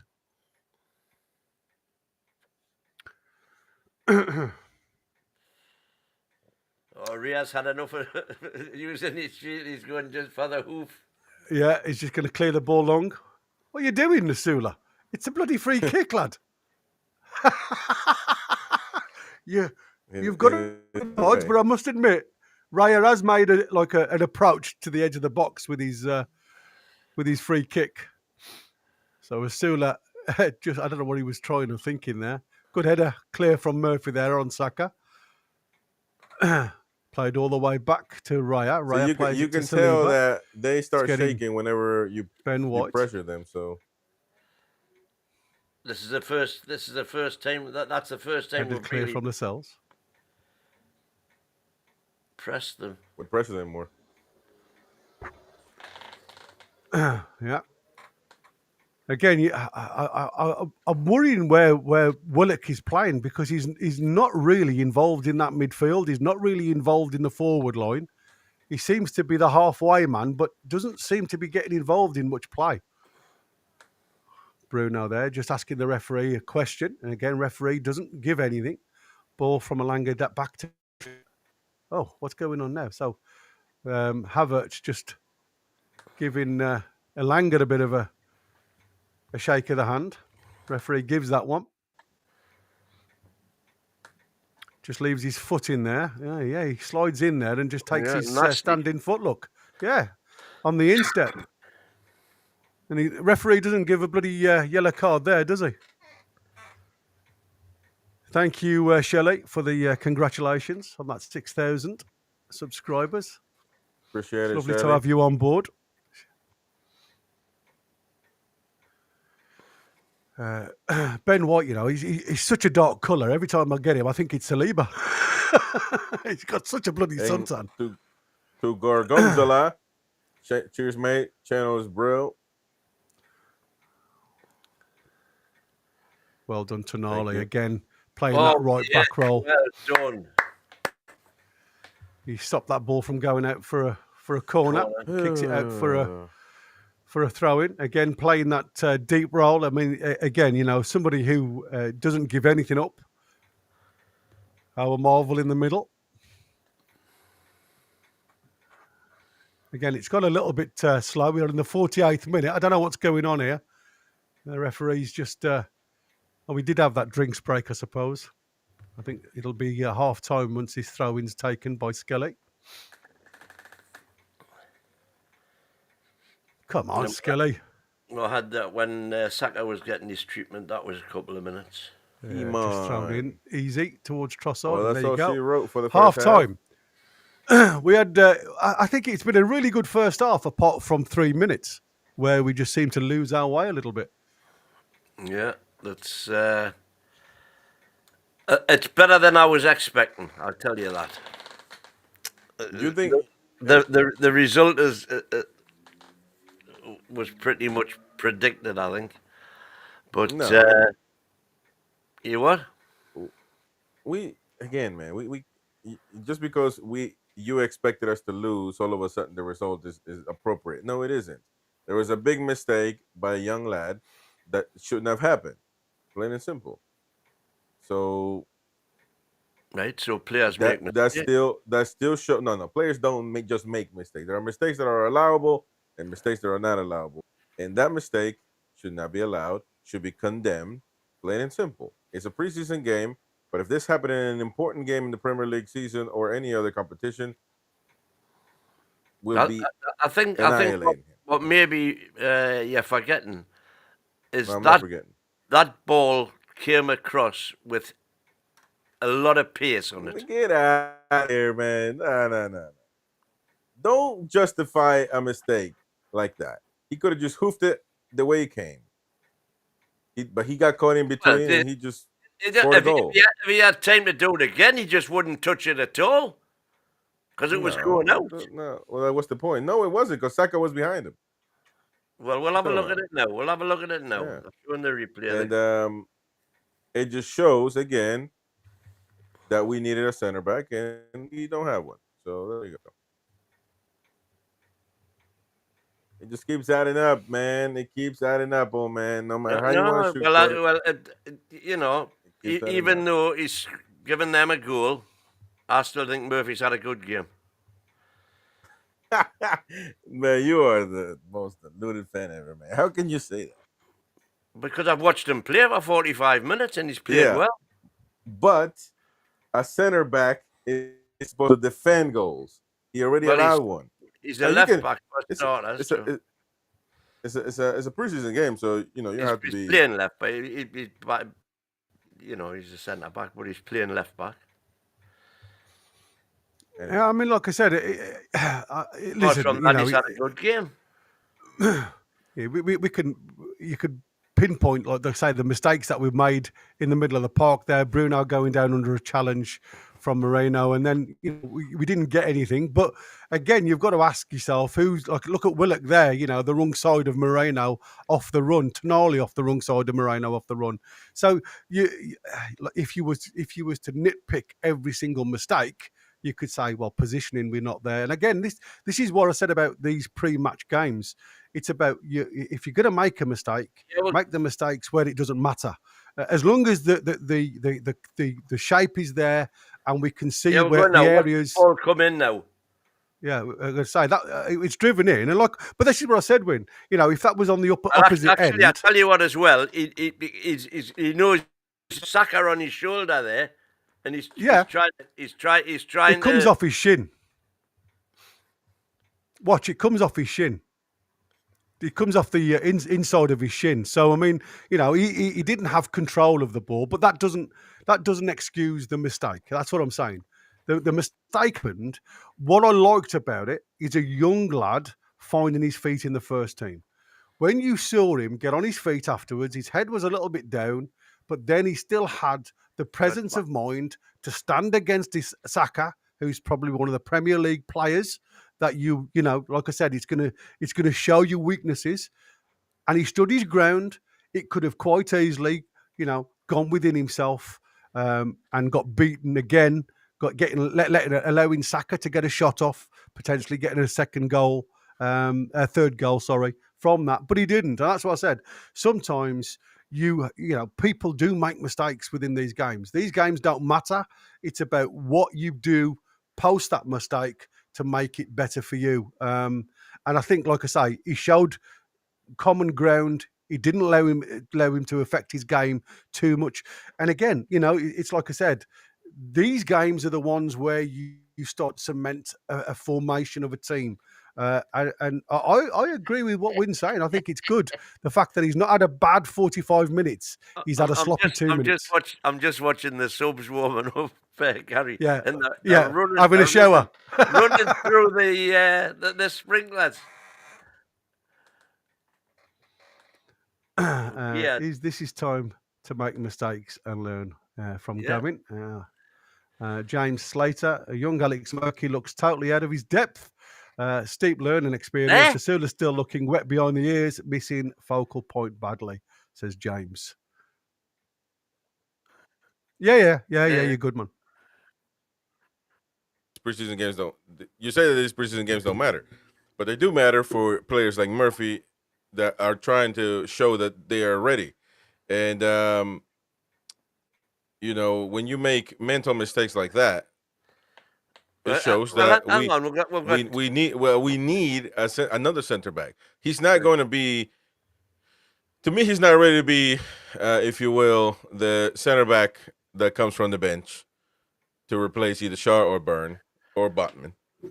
So these games show that you have to. These games show how different fans have different opinions. Young Alex Murphy looks totally out of his depth. Steep learning experience. Asula still looks wet. He has missing a focal point badly. Young Alex Murphy definitely out of there. Waldo, the very next comment, Murphy has been the bright spark. And I go along with Waldo. Yeah, but what does the majority say? Well, how do I know what the majority are saying? But if I'm honest with you, I don't think you can. You look at Alex Murphy, and I totally agree with what Chris has just said. He certainly ain't the player that you're going to rely on in the Premier League. He's not exactly. That's what I'm saying. Yeah, exactly. But what you've also got to ask yourself is what and who plays when we haven't got the likes of Lewis Hall available. We haven't got really another centre half. You can play Dan Burn there. But what's the point in putting a centre half there where you want to try and get an amalgamation of a back four to play in their own position?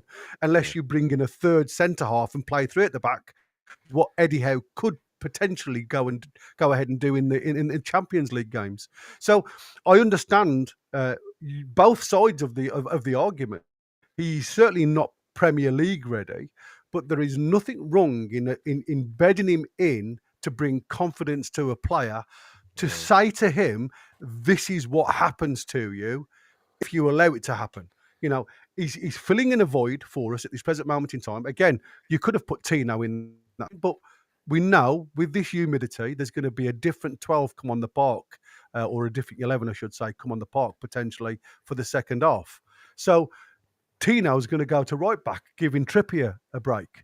So who do you place where? And I think that's the issue that we have.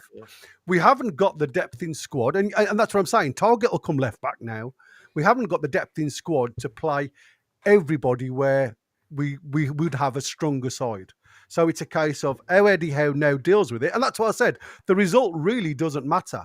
What matters is those that play in the position that they would play in the Premier League get a run out in that position, and the tactical presence that Eddie's putting in the training area gets seen on the ground. And I think we've seen an element of that with the likes of Alanga running right-hand side to left-hand channel, and it overloads that left-hand side. I think that's been something so special this first time, because it's not given Arsenal an opportunity to bed their players. We've run them around a little bit. Asula going onto the right-hand side, Alanga coming on the left-hand channel, and we seem to be moving the opposition around. It's not been an easy game for Arsenal, and if you was to put pen to paper, as I said at the start of the game, I expected us not to get a goal. So for us to get a goal, I'm happy because we've got a goal. I'm not happy with the 2 minutes where we conceded two silly goals, two areas of the game where I don't think we should have conceded because it was just sloppy play from Exactly. both goals. Yeah, that's But that what was I'm from saying. senior players as well. That wasn't just Alex Murphy. That was senior players as well. I think the other thing we've learned is Willock has seemingly lost everything that he ever had, which is worrying. If you were looking to offload him, James Slater. Opinions are like bumholes. Everyone's got one. Oh, bless they're you, all James. different. Yeah, absolutely. Boy. By the way, hit the like button, folks. Come on. Don't do that. Don't play that game. We got 7,400 people. If you're watching on X, come on the YouTube side so you don't miss out on anything related to us, the channel, and of course Newcastle United. So bring it on. And if you be a Premier League fan or a fan of other clubs, we are maybe thinking of bringing up the Premier League, the Jordy Bice Premier League show, where we speak on all things Premier League. But I was just kind of doing a recap or so on this channel. We've talked about it before. We'll see. I don't want to dilute the content because it is Newcastle United, a Newcastle United broadcasting network, more or less. So, but stay tuned. Regardless, you should also subscribe to our sister channel, RCM Football, where we definitely put up other content. So check it out. And we'll probably do like watch-alongs there from time to time. England matches, definitely. So stay tuned. Stay tuned. Yeah, Gary, are you and Josh doing the ladies' final tonight? No, man, that's been so. I mean, Win, you are so outdated, man. Well, I mean, we haven't done that show in literally 8-9 months, man. No, Damn. but I'm saying with England being in the Euro finals. By the way, tonight, we should do that. Win. People would super chat if you want Win to do that watch along right now. We need at least. I tell you what. Don't waste your money. No, do waste your money because he will be guaranteed to do the show. They watch along the final. The women's is it Euros? It's Euros, Not right? a chance. Spain and good. Yeah. You gotta. We're gonna set up a Spain goal and right Sweden. here. Win will do it. Don't worry about it. I will be playing dominoes tonight. Trust me. He will do it. He will do it. Trust me. No, I Listen. won't. Win No, I won't. for commentary. We're gonna shut up, Win. We're gonna put up a goal. 5 super chats. If we get 5 super chats, this is the goal right now. With the next, it's gonna be an hour or so. If you get 5 super chats, I'm still not doing it. So He's gonna do it. He's gonna do it. I'm not So, gonna do it. Gentlemen, I'm just going to go to the little boys' room. I'll see you. go on. There is no chance you'll be totally wasting your money. No, you won't. Super You're chats. paying under false pretenses. No, you won't. Doing no watch along for no ladies football match. He's going to super chat. So Win can do the women's game. Don't waste you your go. money. You're paying under false pretenses. You have been warned. No, you're not. He will do it. Trust me. Trust me, he won't. Oh, he'll be sacked from this channel. And That's trust me, he'll be sick worried. Bye-bye. And he'll be sick worried. Trust my me. farewell performance. He will be on that damn thing. There I you go. will There's your not. goal. Super chat. Folks, hit the like button. Come on. We got a lot of people watching and a lot of football. I don't have a green screen failure, by the way. This is just it happens to be the way it's working out at the moment. The guys are walking out. Livermento. Oh, Livermento hasn't played. That's good. Livermento's back on the pitch. Botman is probably going to. If you look at who we've got on the bench, we've got Tino, Botman, Shea, Kraft, Joy Linton, Maley, Barnes, and Murphy. That's a half decent bench. Not as good as the first team would be, but it's not as big a step down as it has been in past seasons. You know, we're getting there. We're getting there. Isaac, we're getting there, man. Just go and pay 50 million for Wissa, for God's sake, and 70 million for Sesko. Responded to you, Jordy Dan. All right.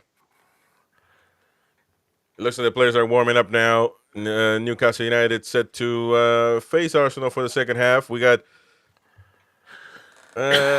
chances of tying up the game. Most importantly, it's about what Eddie Howe's trying to do, and that's why I nitpick on certain individuals, because if Murphy's not ready, he's not ready. Plain and simple. So Livramento he's going to come back on. Joe Linton seems to get back on the pitch as well as Shar, Botman, Murphy. A lot of changes for Newcastle United. Interesting.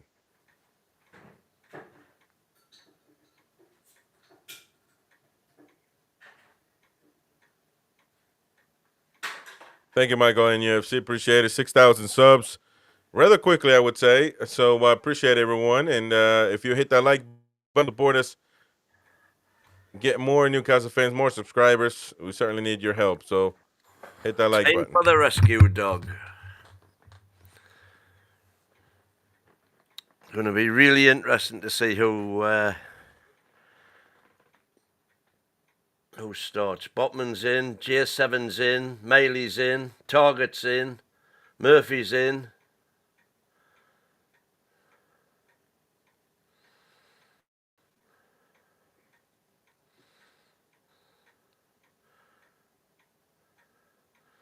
So presumably Bruno and Tonali have gone off.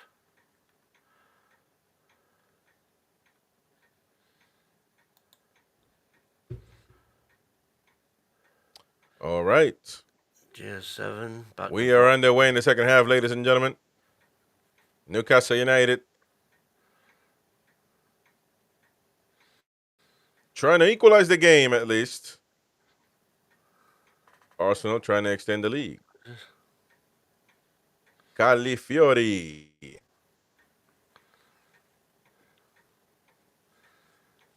Still got a Sula up front.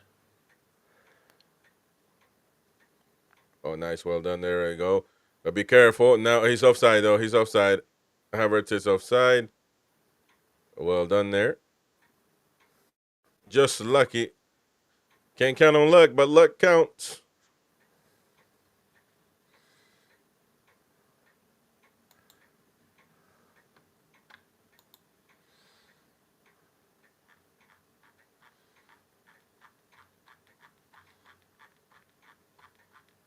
I would definitely go for Mika Marina. I would go for Kai Havertz as well.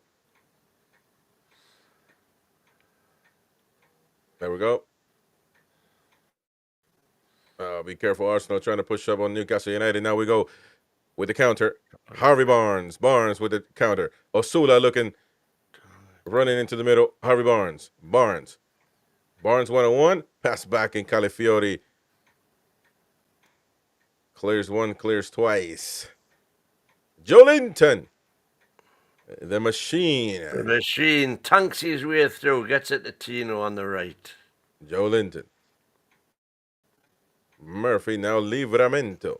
There is a rumor that Livramento is open to the option of leaving to Man City. I don't know if that's true, but we will be knackered. We are knackered.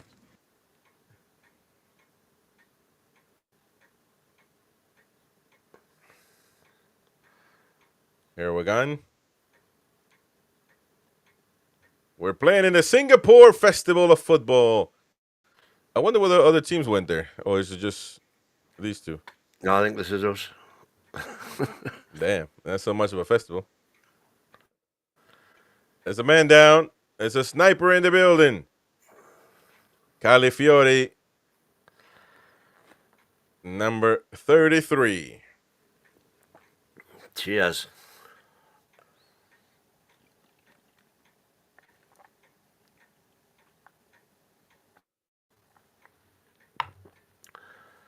Numero 33. That was Target's first, just prior to that incident. Knockout. Target didn't cover himself in glory. Let's see what that. Oh, there we go. That was it there. That was it there. Odegaard. A little nutmeg on through Matt Target, who is And then he went down and he was completely out of position. So not very much a skill player. Target, although he's Mighty Wins idol. Random Access. I love the coverage, guys, and the banter. Appreciate you, Random Access, and all of your donations.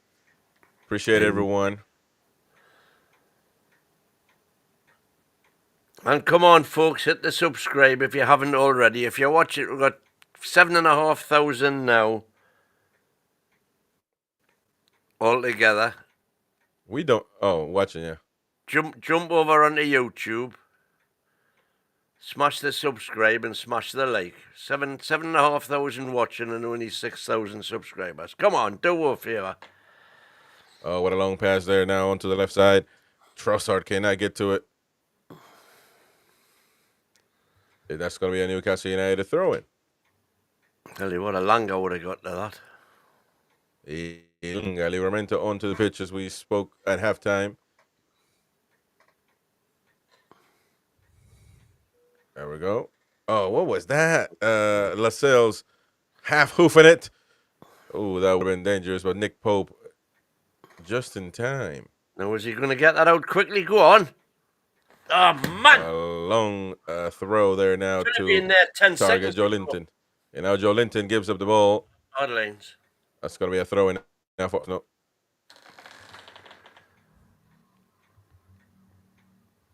There we go. Have you seen the lineup, guys? Well, I'm just looking. So you got back for Tino, Kraft, Shea, Botman, sorry, and Target. Midfield, Miley, Midfield Bruno, Maestro. and who was the other midfield? Bukayo Saka now 101. Be careful. Be careful. That Joe should have Linton just goes been down. got rid of, man. Well, see, that's the thing, though. Again, we're trying to play from the back. Every play, it looks like that's a direction that we're going to go through. Be careful. Nick Pope now pressured. Fabian Scher's got to play now with Matt Target, who gives it away. Now back to Arsenal. Oh, Jesus, who's that to? Martin Odegaard playing with Trossard. Subimendi.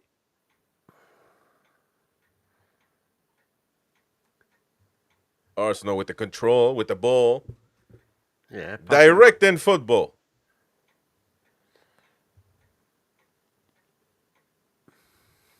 Osula. But see, that's one thing. Well, we're going to have to put Sean Neve in there, I guess, at some point. Yeah. Well, you don't have a striker. That's the problem. And they're in that much control. They've taken the ball from our penalty area back to their keeper. Oh, man. You see that play right there. Livramento is trying to get the ball. You have no clue how tiring that is. Chasing after the ball over and over and over. Yeah, it's more tiring than having the ball. Yeah, it's and that's how people get knackered quickly, man. And it's one of those, and it's a silent way of doing it. There's empty seats there. Yeah, it's crazy, isn't it, that stadium? It looks like they've only opened half of the stadium for the fans. Yeah. I throw in there Lewis Skelly. And the referee is gonna that's a first. That's a first. The throw in A foul throw. the foul throw. I haven't seen that in ever, I don't think. J7 not there, lad. J7 losing the ball there now. And Arsenal has an opportunity. Martin Odegaard in the middle. Odegaard with the pass through. Oh, good ball. Oh, Havertz. Havertz is gonna shoot cross and he's gonna be offside Got though. a clue what that is.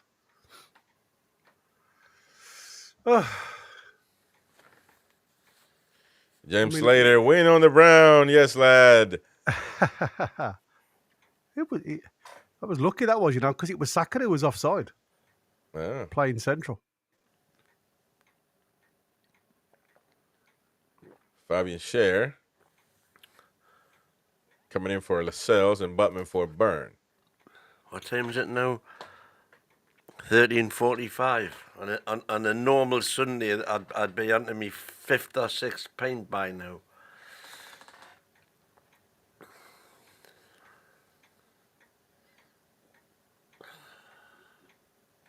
Pope's kicking this. There we go.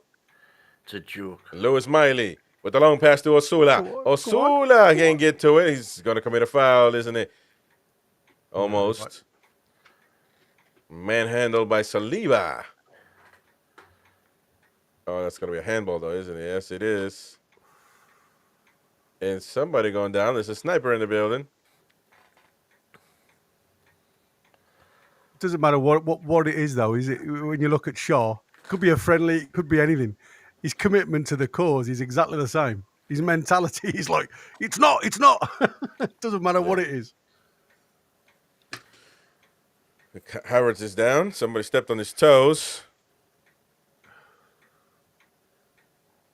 Yeah. And then he's apologizing there. He didn't mean to do it.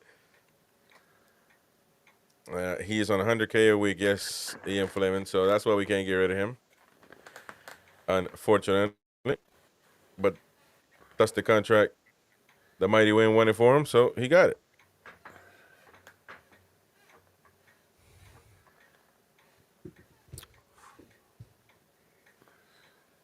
It's crazy. If I had any control over Newcastle United finances, Will be broke poor. Shit. oh, what the God, what the hell are you doing, shock. lad? Oh, man. Botman not happy with that one. Yeah, I think it was the ball from Pope, well, though, it wasn't was it? Very Pope, deep. though, wasn't it? How Yeah. man? Look, watch this here. It's a mean- punch ball. Well, But, I mean, he drags it back. Yeah, that's what I'm saying. You know. He- Yeah, he he's- drags it back out I over wasn't the in good line. control right there. They're putting themselves under so much pressure. There's no It's need. every time, innit? Well, I'm not 100% sure why we're doing this playing from the back, no matter what. Craft is in as well. Especially when we know Pope is fucking useless. Well, that, by the way, that's going to be the tactics. It looks like that's what Eddie Howe's doing. Every game, that's the tactic. So, is that something he's trying? He's going to trust Pope. Well, that's Eddie Howe is getting on the limb, using this style of football with Pope, and that's not a sturdy limb, to say the least.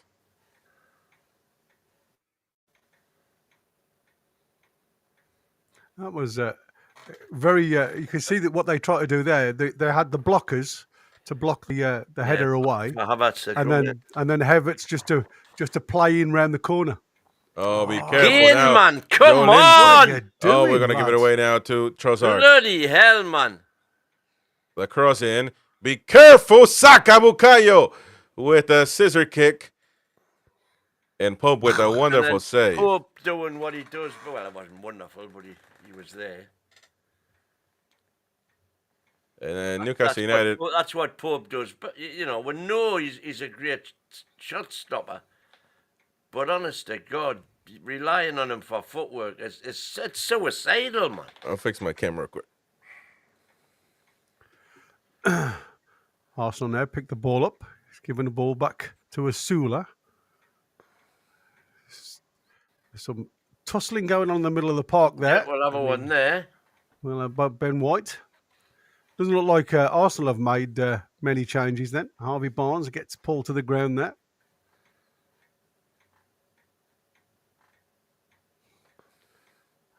And his new number Keeps 11 hold of his shirt. own. Yeah. But that was ball over the top, and Saka just manages to get his foot on it to bring it back towards goal. It was a save by Pope down to his left-hand side.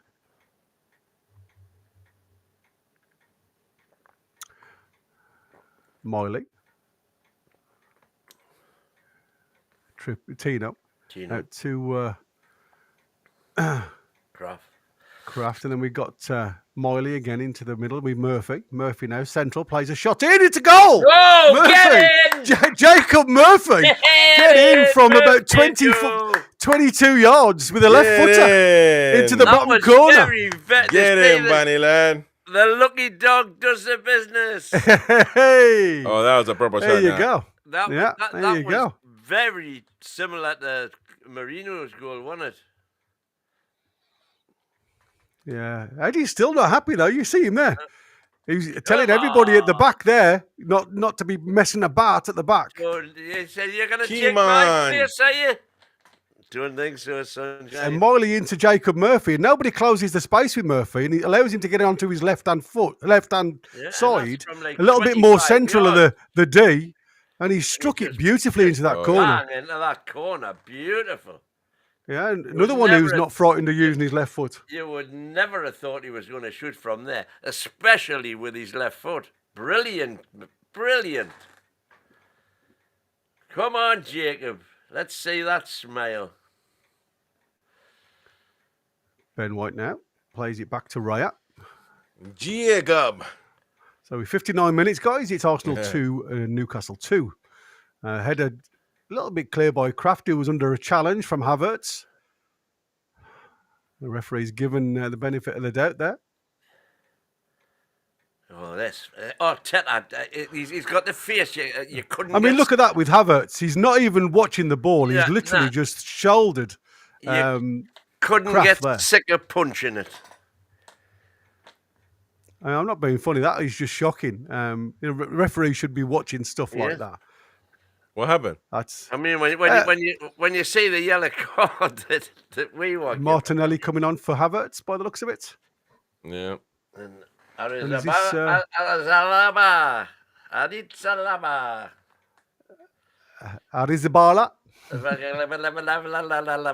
Pakistan. So David Raya, Havertz and Saka's off. And we've got Martinelli, Azarabala, whatever his name is, in goal. And he's at one of their young guns have come on. Is it Donovan? I don't know. J7 just commits a foul there. I will have one back. Oh, Dowman. Max Dowman, I think, has just come on for Arsenal. Again, one of their young guns. So, be interesting to have a look at some of Tier 7, welcome to the real world. Yeah, son. yeah, exactly. Have a piece of this. Have a piece of tune. Oh, he's got a nosebleed already. Poor bugger. The young man. lad's only been on seconds. Is he off? Oh, you know what? I thought he'd been bloody sent off there. Oh, I know. Oh, it was the elbow on Asula. And then J7 goes and he clotheslines poor the young kid across the face there. Gives him a nosebleed. I'm not sure whether he gets a bit of a booking there, J7. I didn't see it. No, well, he was walking away from the play, and I'm thinking, crap, has he been sent off there? Kepa Arrizabalaga. Arrizabalaga goes long. Tino now trying to push the ball down the line, but it goes out for a throw into Arsenal. To the ass. Skelly. If we wanted a goalkeeper, we should have gone for Arrizabalaga, but anyway. What the heck was lucky that? there from Marino. He miscontrols the ball in the instep, and it just wrong foots Barnes. Not much Odegaard plays a ball into the middle. It's headed Harvey clear Barnes. by Kraft. Is Bonds going to have one of these games when he does nothing apart from score a goal? That's all I want. Exactly. Well, we haven't played on this side much, to be honest. No. His job is he's not a defender, you know? Well, He's playing on the far side. ball to the back stick, too long. Goal kick to Newcastle. Yeah, but that's what I said. If you look at the way both Barnes and Gordon sets up, that we play totally different styles. And I think again, you've got Gordon who will play and hug the wing, and you've got Harvey Barnes that plays more of an inside left. So allowing the likes of whoever's playing on the left back to overlap loads of times. I think that's what he does. Therein lies the problem for me. That it's the fact that we've got Target and Barnes. Yeah.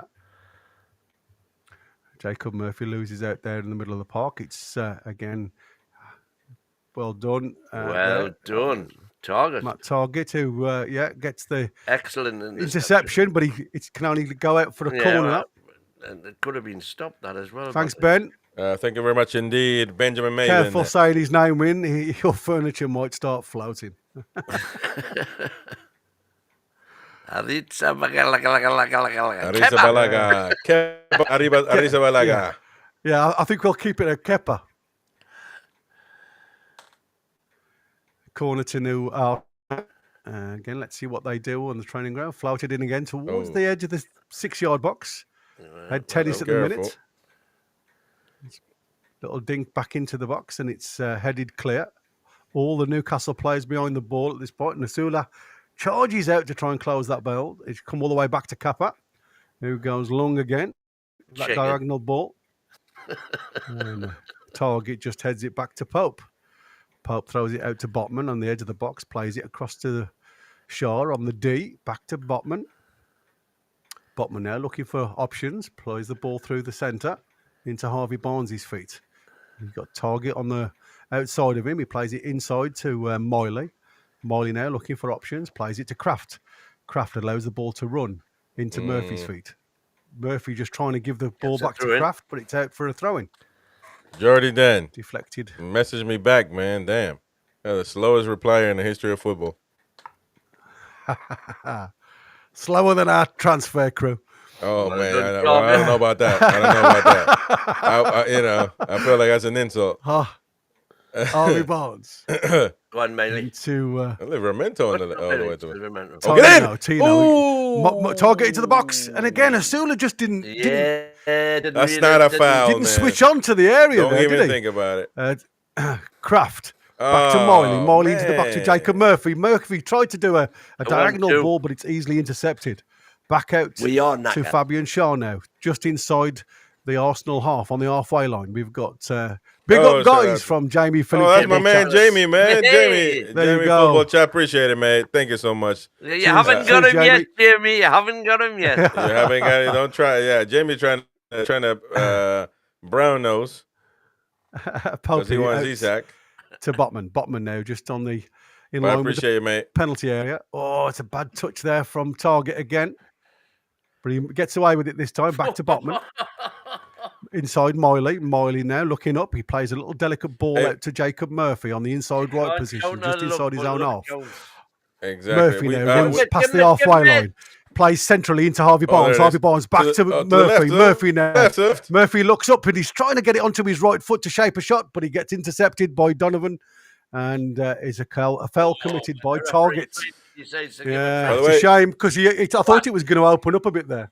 We got a lot of usually Liverpool fans, so subscribe to Jamie Phillips Football Chats Liverpool fan channel, doing great. So subscribe to him if you haven't already. Good stuff. Arsenal now again trying to create space and opportunity. Marino and ball's playing down through the middle to Martinelli, but it's offside. Again, bit of space. Again, you talk about pace, though, aren't we? You know, you look how high we're playing. We're very difficult to, and there's a gap between the two. Because you've got Shaw was out of position there, so you'd got Tino and Kraft had places. So Kraft had dropped across.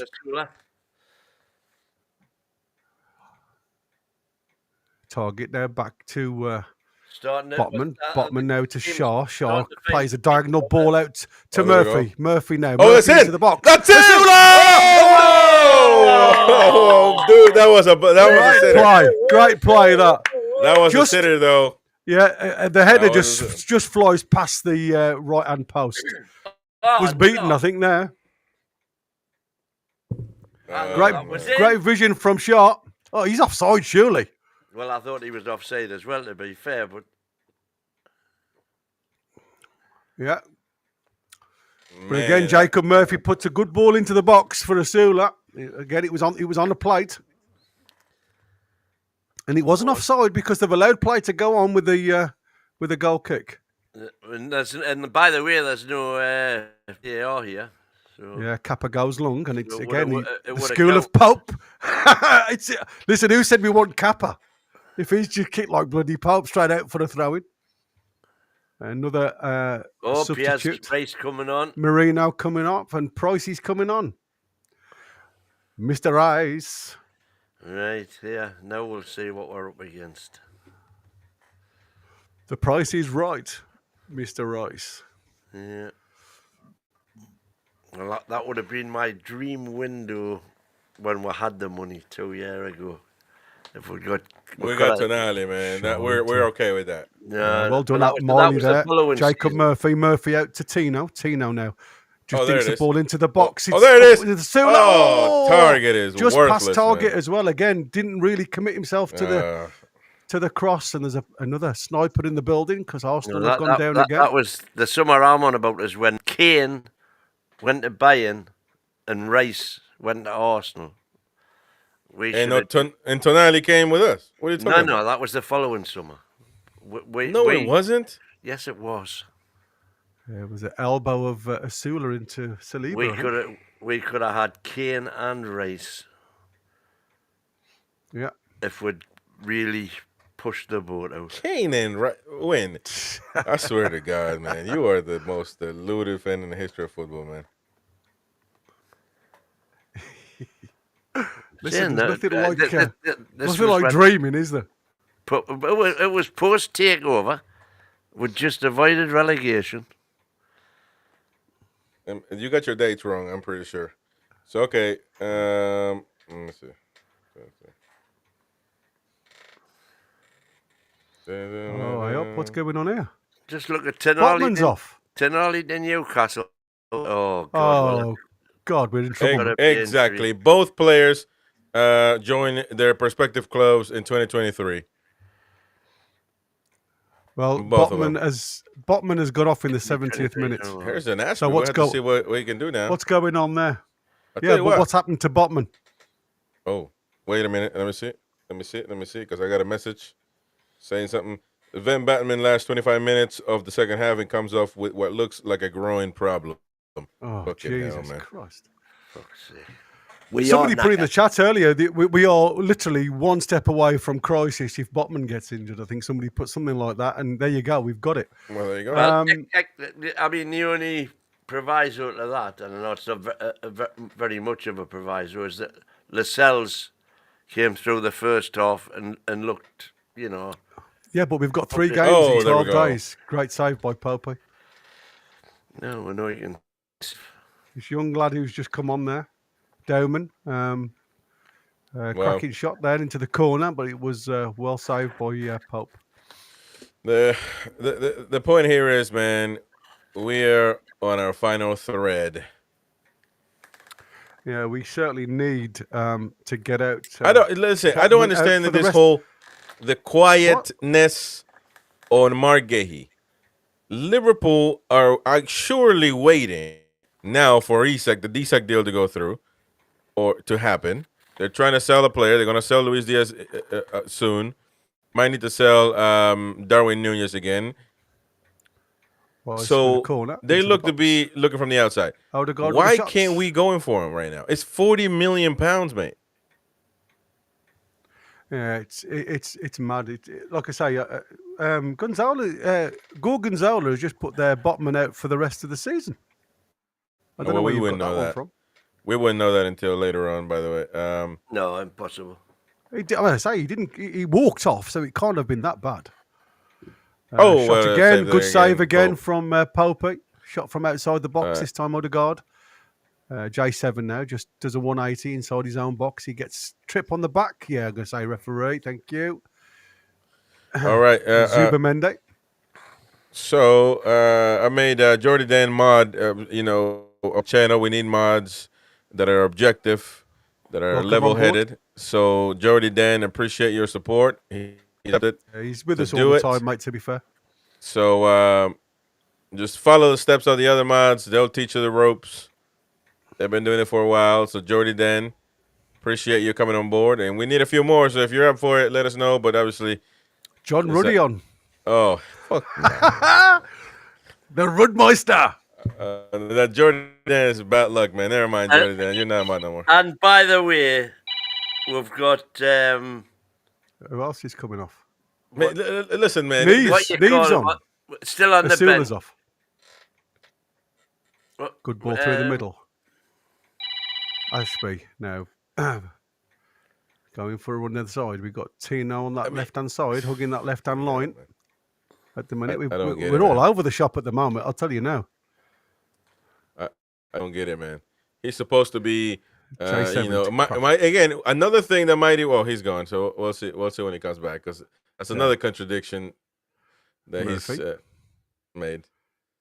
Murphy into the box. Oh, there we go. Clear. Oh, Shots by Barnes, but he gets deflected. Tino's playing on that left-hand side. Is he gone to left wing now? What the heck is going on here? We're all over the shop at the minute. What shape have we got? I don't even know who's playing where now. It just seems as though we've got 11 players on the park, just saying it's like a kickabout in the park. Ball outside from Harvey Barnes to Murphy. Murphy now goes inside. He's looking for options. He's got Harrison Ashby on the outside here with Kraft. Plays the ball inside to Harvey Barnes. Ashby gets a bit of a knock and falls to the ground. Back to Murphy. Murphy now plays the ball back to Fabian Shaw.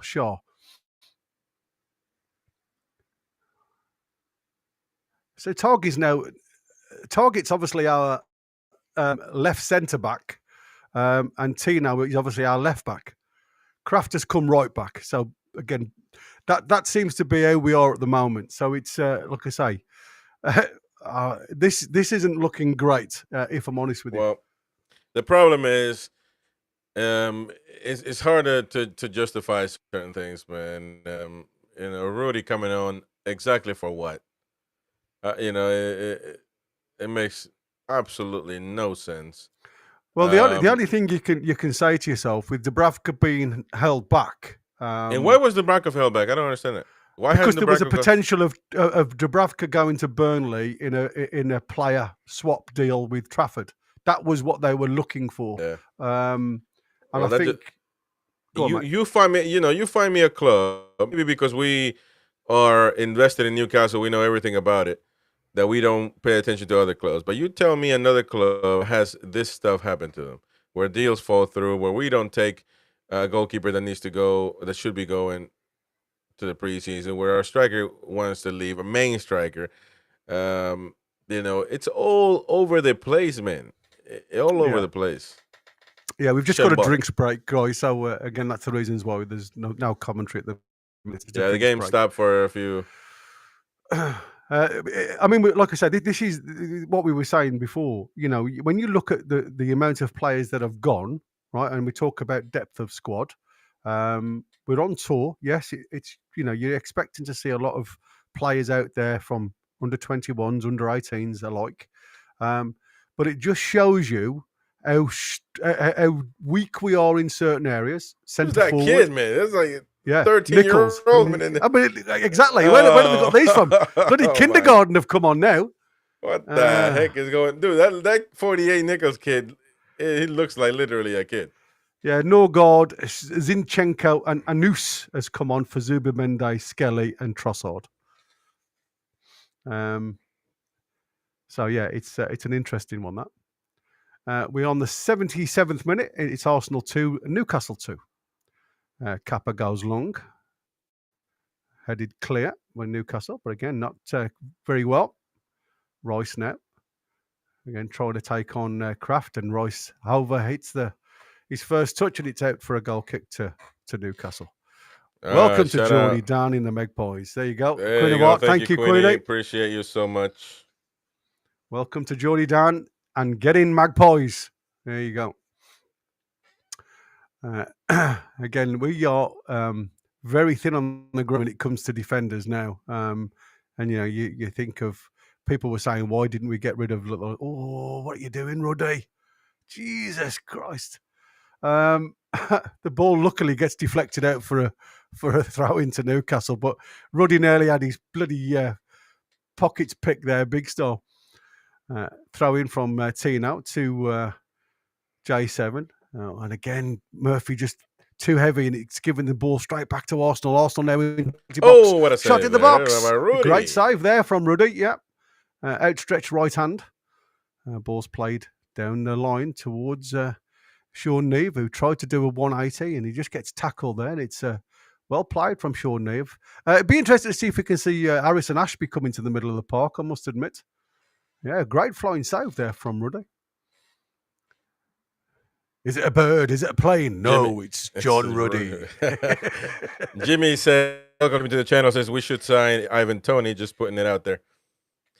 Well, I mean, he's on diabolical wages, man. I don't think he's going to give that up. Well, going on what Wim was saying earlier, though, Chris, I mean, I don't know whether you saw what Connor put in the chat in the forum.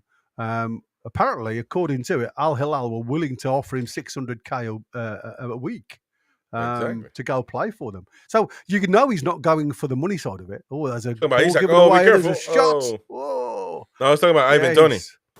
Oh, sorry, mate. Yeah, Ivan Toney. But that's what I'm saying about Isak, though. You know, where players go for money, likes of Ivan Toney and what was his name? Who went from Villa?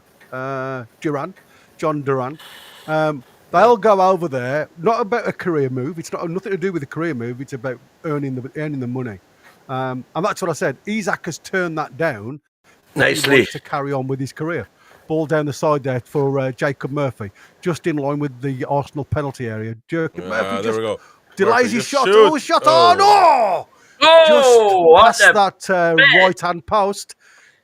The ball was shaped away from goal, to be fair, and there was just too much shape on it, aiming for that far post.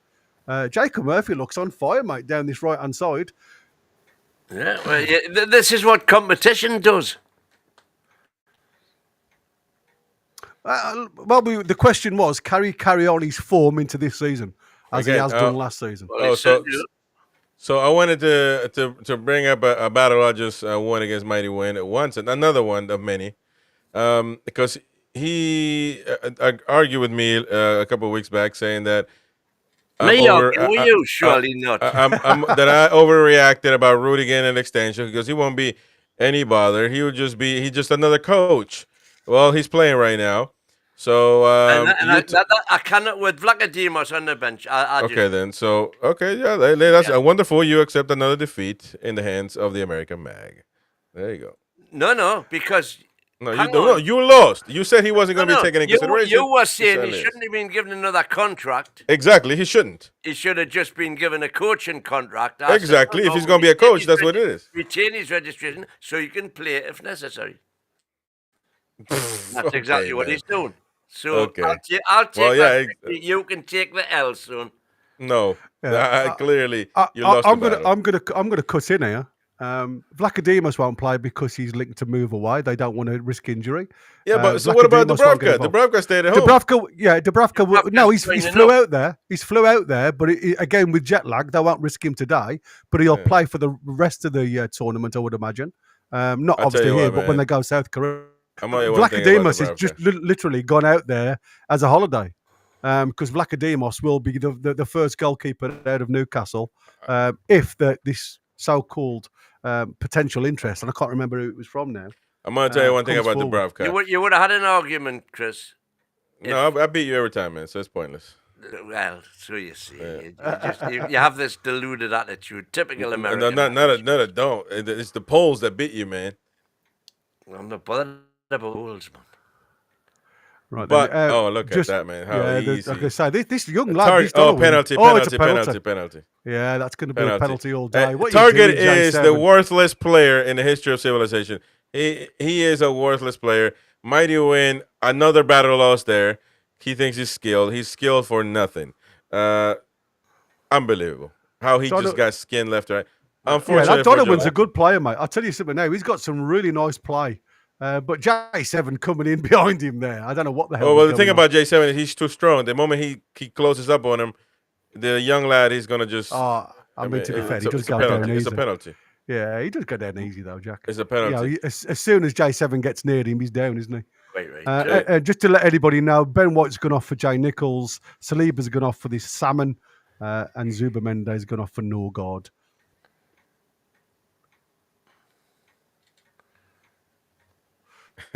Be interesting now. In the chat for Chris. Thank you, Peter. That's the reasons why Ruddy's come on, because they know there's going to be a penalty. Oh, Ruddy looks like he's got a black eye, man. I know, man. What the heck? He's already getting the condition that old people get when they start looking purple. There's a belt. Arsenal introduce a 15-year-old, we introduce a 40-year-old. Exactly. Do Dude, we that have young any kid ambition? was it Scott? Scott was his name? No, Richards, or was it? Or something like Richard that, Brown. boy. He looks literally 13 years of age. Yeah, Odegaard comes. I'm gonna I wanted say, to, I actually wanted has to he hug told him. his parents where he is? It made me want to Ruddy faces a penalty. Come on, Ruddy. Show Odegaard how Come it's on, done. son. All Come them on, years of man. experience, man. Odegaard's just waiting for. Oh, they say that's tactical. Ruddy's told the referee to delay it. Ruddy's getting in the head of Odegaard here. You can see it. John Ruddy, he can't even move in goal. He's not doing any movement. Which way you going, Odegaard? He almost had it. Oh, yeah. He dove the right way, but it was just too good. Good penalty. Too strong, too fast. And once again, this is the first time in history, though. History is made for Newcastle that a coach comes in and plays goalkeeper. What happened to his eye, man? He got whacked. He's got smacked, yeah, big style. Can I just say, though, it's not bad if you can only go out by conceding a penalty at 40 years old, as long as they don't score from open play. He's got that on his plate now. We're a club in shambles, ladies and gentlemen. I mean, it was a good penalty, to be fair. Really good penalty. I don't even think Popey would have got anywhere near that. Well, great penalty. No, I know that, but I'm saying overall, we're a club in shambles.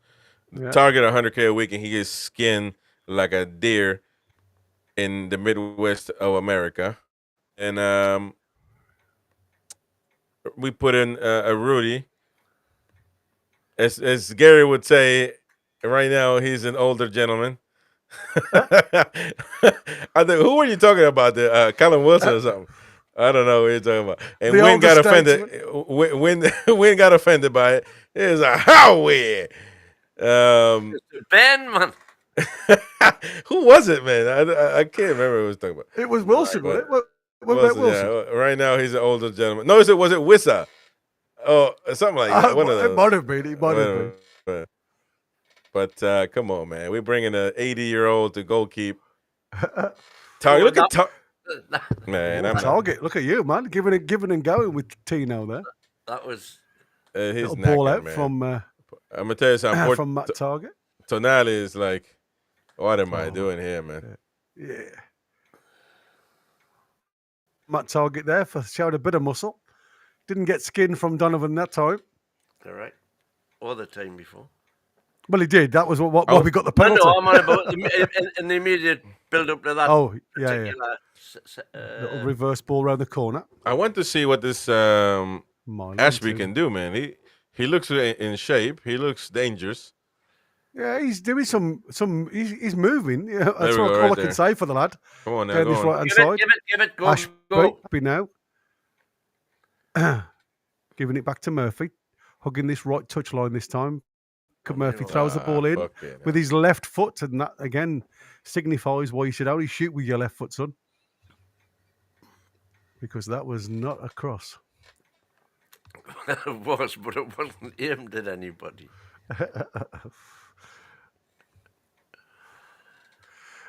Ian Fleming's asked if it goes to penalties if it's a draw. I think it does. Yeah, I think it does, but these tournaments do usually get finished with a result one way or the other. Did I by any chance miss a drinks break while I was away? You did. Right, so we'll be going probably in about 94. So we've got 7 minutes left. Ball over the top. To don't salvage forget to stay on. something. Shaw picks this loose ball just inside his own half. Delays a little bit, but he gives it back to Target. Target out to Tino and left back. Okay, I thought Barnes was going to lose that then. He got swarmed by blue shirts, but he manages to get it back to Shaw. Shaw now just looking for options. Is he going to go long? He is. Shaw now through the middle. Good ball into Murphy. Murphy out. Excellent. To Kraft. Kraft now plays the ball into Miley. Miley got a chance of a shot. Miley Nothing seized else. the opportunity to give Neve a run, but it was just crowded out, to be fair. He had some space to let go there. He did, and he can. Well, we saw seen that, him. didn't we? Yeah. Was it against Morecambe he scored? And against Chelsea. Oh, well, yeah, but I mean, it was a bit of more of a shot against Morecambe outside the box, wasn't it? Kappa goes long. Again, not risking the short ball. Headed clear by Target up to Tino. Tino to Barnes. Barnes back to Tino. Back to Barnes, who's on the overlap. Barnes just delays play just to try and bring other players in. Target now. Draws it back to Fabian Shaw. All players inside the Arsenal half now. Kraft. Shaw. Up to Miley. Miley now plays it to Target. Back to Barnes. Target. That's what Miley nice does to keep so well. Keep the ball. One touch. Ball goes out on that left-hand side to Barnes. Marley now making the overlap run in the inside left position. Out to Barnes again. Barnes now trying to get it onto his right foot. Looking for a cross. Drills the ball into the box. Oh! Ball's come all the way back. It's a shot. Man. Oh, Ashby had a shot at goal and it's out. So, unfortunately, it was straight at it was Kappa. on target. It was on target. Yeah, it was above Kappa's head, but it was it straight better at him, be. unfortunately. Miley's massive slong, says PDK. Should have been in. Yeah, Look at catches that. it really well, to be fair. Well, but he Yeah, but he hits it straight down his throat, doesn't he? straight down his throat. He had the whole goal to him out there. Teresa's S. We are in for a shocker this season if we don't replace Willock. I think we've got a couple of positions that need to be looked at. Murphy into the box. Back stick now. Again, a bit too long for everybody there. Miley now picks the ball up. Drives again towards the byline. He just brings the ball back. Plays a nice ball into Tino. Tino looks up to drill a ball into the box. It's headed clear by a very youthful-looking Arsenal side now. Ball comes back out to Ashby. Ashby pulls the ball into Shaw. Turn. Oh, just unfortunately, Naga. straight down the midriff of That would Kappa. have tough shot Claims down it. the Yeah, exactly. middle. To be fair, but Yeah.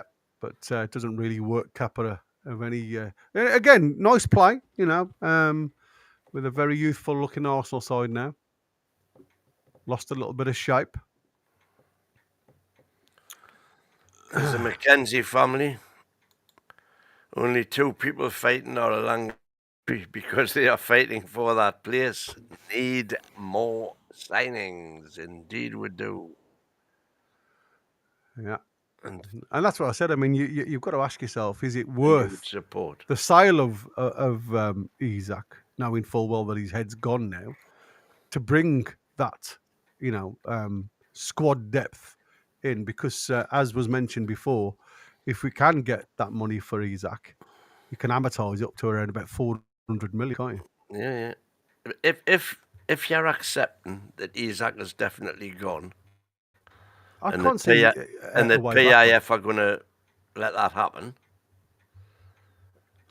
then you've got to also accept that every other club in the world knows that, and so we're going to be paying over the top. Well, I've been saying that for a while, and you contradicted me. So, Well, because up until now we haven't had Isaac leaving. and that was always we always needed a backup. We always needed a second striker, if you will. Exactly. So then if we don't Always sell needed Isaac, one.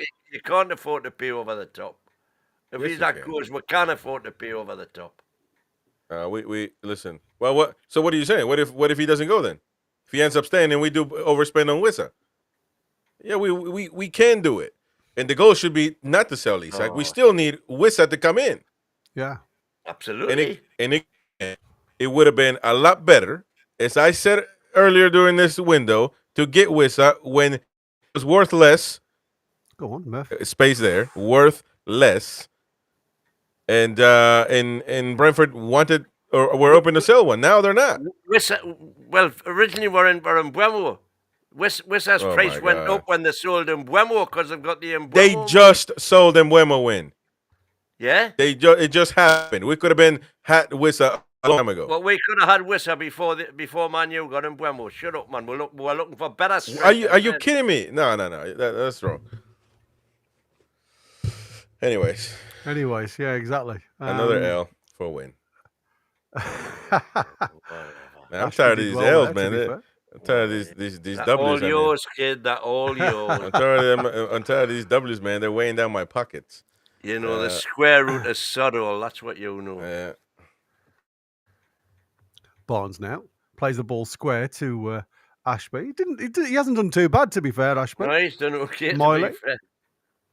And Miley's... J7. Miley's He hasn't got the cutting edge, though, Ashby, has he? I mean, that's what you got to think of. He's very much he seems a plodder. He doesn't seem to be breaking any lines. His positioning seems to be half decent, but I mean, he's just been walked through there, to be fair. Out of position Yeah, now. we've got 4-on-2 here. Here we go. Yeah, we're come tracking all the way back. And again, well done, Miley. Well done, Miley. There was a 4-on-2 there if they'd have worked the ball well, but Miley stopped them in their tracks there. Well done. Target. All right. And the referee has blown the whistle, ladies and gentlemen. Yeah, Arsenal win 3-2 on a penalty towards the end. Arsenal win the Singaporean Festival of Football Cup. They did, man. I can't wait for the ceremony. We're going to react to the game right now, so don't go anywhere. We're still very much in this whole thing. The mighty Pisshead Official Fan Club says, quiet day for win today. He's only had 13 beers so far. There you go. It's the first one. One. I would normally have about 13 by now. Marco says target is diabolical. Diabolical indeed, man. Yeah, there's still a couple of players that literally look out of their depth, and it's the worrying side of it now. Is, players getting injured in pre-season, as we've seen with Botman. Not really 100% sure, as Chris said. Groin strain he didn't look too severe when he come off, so I'm hoping that literally he's just felt something go. And again, when you've only played 20 minutes, it's not a great look. Like I say, 3 games in 12 days, and again, this is the issue, and the argument towards Isak being at home, with Bunce being certain players travel better than others, and it does take a lot out of your body when you've traveled that amount of miles in the air. I'm hoping it's nothing major. That's what I'm hoping for. Yeah, well, the positives to take from it are Murphy taking up where he left off. This is Jacob Murphy taking up where he left off. Alec Murphy, apart from his moment of madness, good game. Alanga getting his first goal, which we're just watching again there now, and looking up and ready for it. Tonali just again carrying on where he left off for the assist after the slight miss hit that Trippier got back to him, and lovely ball into the middle. Harrison Ashby, I thought has done okay, done better than I expected him to do. I was a bit worried when he came on. The bad news is Botman off. What's that injury? Target looking way past his sell-by date. Pope, feet. Again. That's something that we've known all along. And we need a striker. Asula had a chance, albeit it might have been offside the build-up, but open goal, free header, should do better. Still, overall, better than I was expecting. Yeah, it's crazy, isn't it? How a young lad come in second half of the game against for Arsenal. Dowman gets man of the match. He looks a promising player, mate. I'll tell you now. Who's given Dowman man of the match? Well, SofaScore. You may guess. Oh. I'm just having a look at the looking at the figures from the game, and to be fair, the one thing that I will agree with them on, Anthony Gordon and Joe Willock, they were for me. I still have my doubts about Anthony Gordon going forward. What has happened to Anthony Gordon since his contract agreement? You know, his extension of his contract. Chris I had his doubts when he signed this new contract. Has he been playing to get this contract under his belt?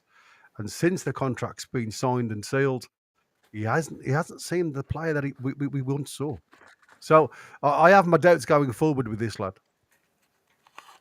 And Willock, like I say, you know my thoughts on Willock. Willock, I've got severe reservations about. Anthony Gordon, I thought he wasn't too bad today. I thought he should have had a few free kicks that he wasn't given. I think you're on mute, Chris. Oh, there we go. I hate that. Yeah, that's it. Let me welcome everyone to the instant fan reaction. Welcome everyone to NUFC Talk TV. Don't forget to subscribe, hit the like button, and help us support the channel. Bring in your chats. You can super chat. You can donate to the channel and highlight your comment. We got a lot of comments scrolling through, so if you want to highlight your comment, please do so. You can also join us. The link is right there. It has been shared already, so join us. Come on, have your say, have your opinion out there. And, well, yeah, I mean, Arsenal beat us, 3-2. I'm not worried about the result. The result is meaningless to me, unless it's like a Celtic game. Then that would have been worrying. Another one of those. But the point is... That's the other thing. I mean, compared to the Celtic, it was chalk and cheese to the Celtic game. And again, the point is, man, we can't cover the sun with one finger, Mighty Wayne. I've taught you that before. I thought you learned, but you haven't. So we're gonna keep telling you. You can put your finger on it, and it looks like you covered it, but you didn't. So I'm gonna give you another one. You can get it. Don't put a band-aid. Don't try to put a band-aid on a heart attack, baby. It's not gonna work. You need some other stuff to fix that. Right now, at this moment in time, well worth putting a tourniquet on a leg. But I mean, you can put a tourniquet on the leg, but you can't have it for you can't live with a tourniquet on the leg. You gotta fix the wound at some point. As long as you can eventually save the leg, it's worth doing. Yeah, but listen, right now I think Newcastle United are in shambles. It's not an overreaction. It's pretty much in shambles. Look at every single thing that's adding up. If you want an argument, pick a different subject. It's it's upsetting. Welcome Jefferson to the Jeffo. It's upsetting. I don't know that we have. He can't hear us. It's extrememly worrying, I guess you can say, what's going on. He'll figure it out. But it's look at Eddie. Poor Eddie Howe, by the way. I'm going to be on Eddie's side. He looks at the bench and he wants to shoot himself in the bullocks because.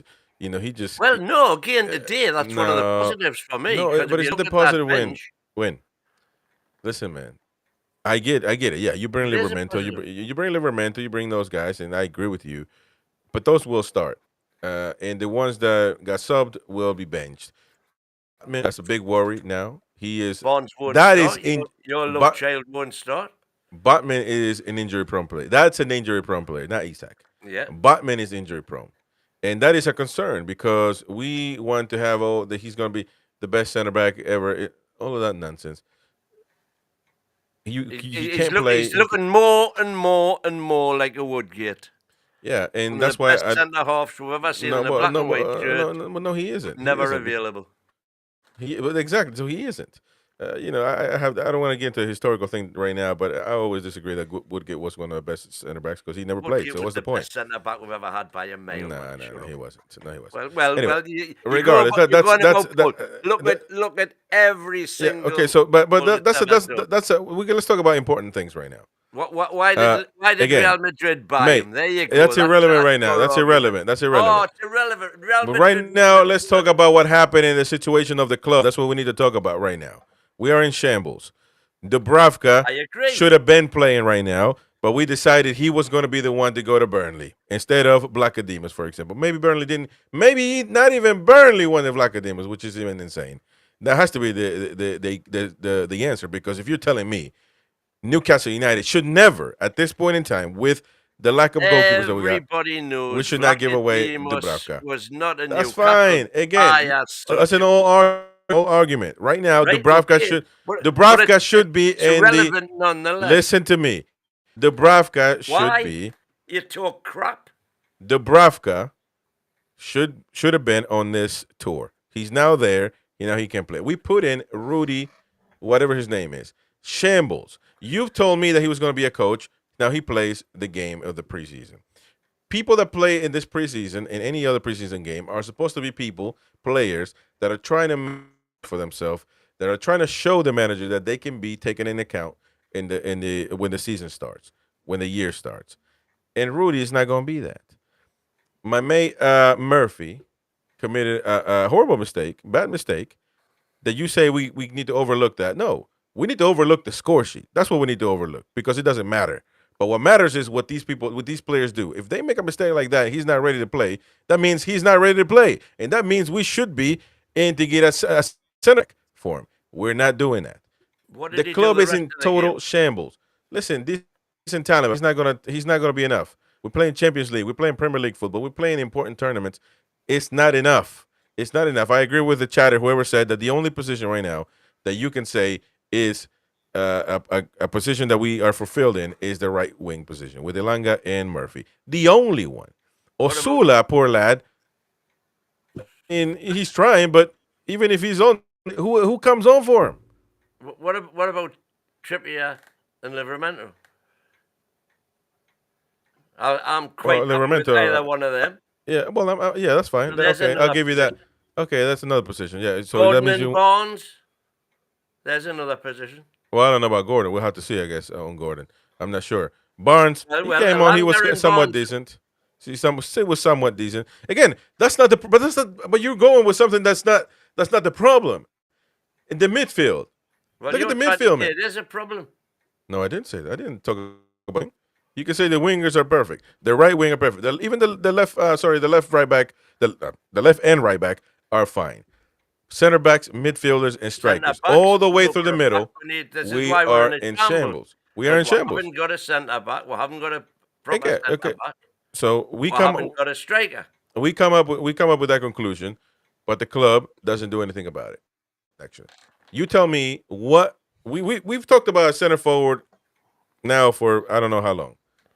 How many times this transfer window have we ever been truly heavily linked to a center back, a midfielder? And I'm not talking about the Scalvini crap that hasn't materialized at all. Mark Still Gay, trying. again, I still don't know why Mark Gay. What's happening with Mark Gay?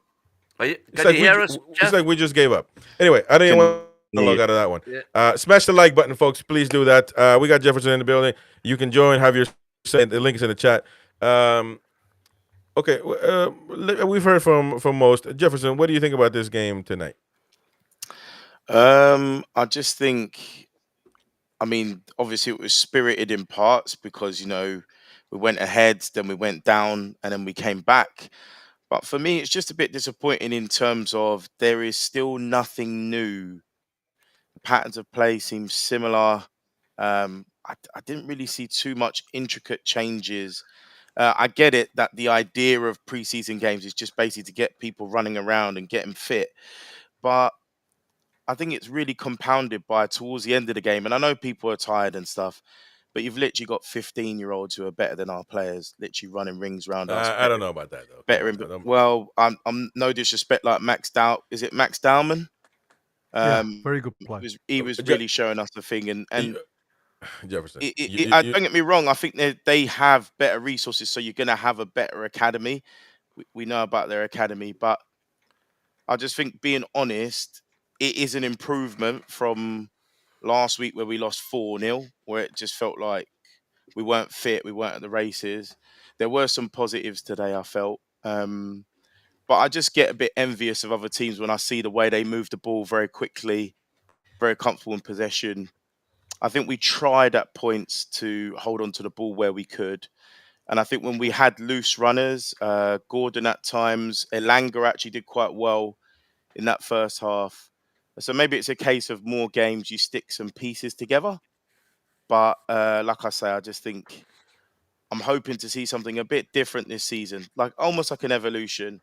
And I think Well, part of it might be around recruitment. If you can get players with higher that can keep the ball better, then we'll see an improvement. I think Joe Linton was an example of that. I thought he had a bit of a mare today in terms of trying to cling on to the ball. he did with that penalty, certainly.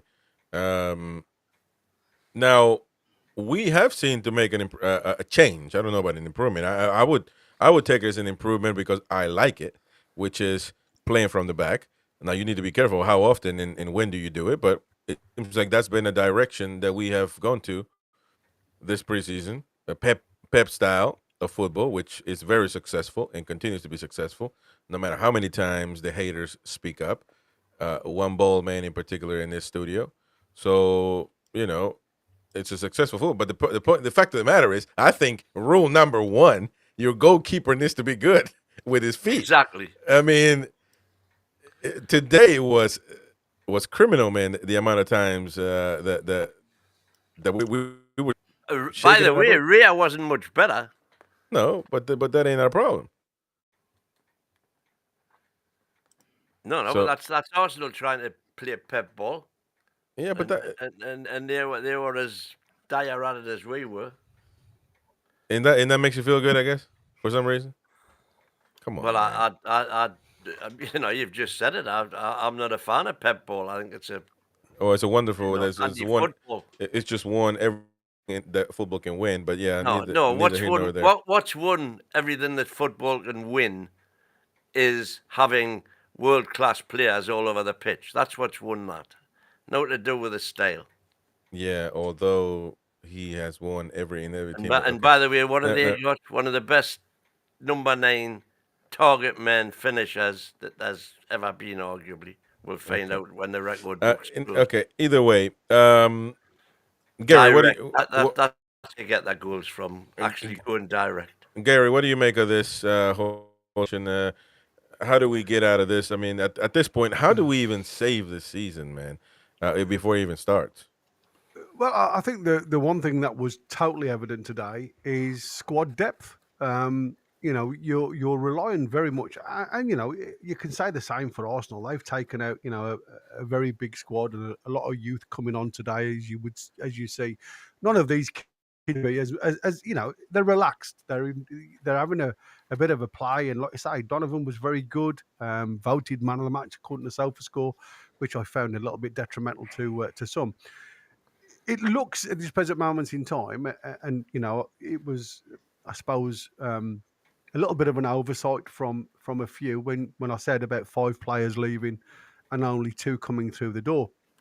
And again, you question the players have come into the squad that have been out on loan last season. Why haven't they been involved in any of this pre-season tournament just to have a look at them? Some you understand about the extending holidays because of the European competitions and things like that. I get all that. Tino's back with the squad now. So where's the likes of Cordero? Somebody else who could change the dynamics of the squad. The biggest thing for me is you've got players that have been out on loan to the lower end of our leagues, and struggled to get game time in those areas. What are these guys really going to do and achieve for us going forward? It's nice to give them some airtime. Don't get me wrong. There's 3 games in 12 days. For me, I've said it and I keep saying it. It's about squad depth.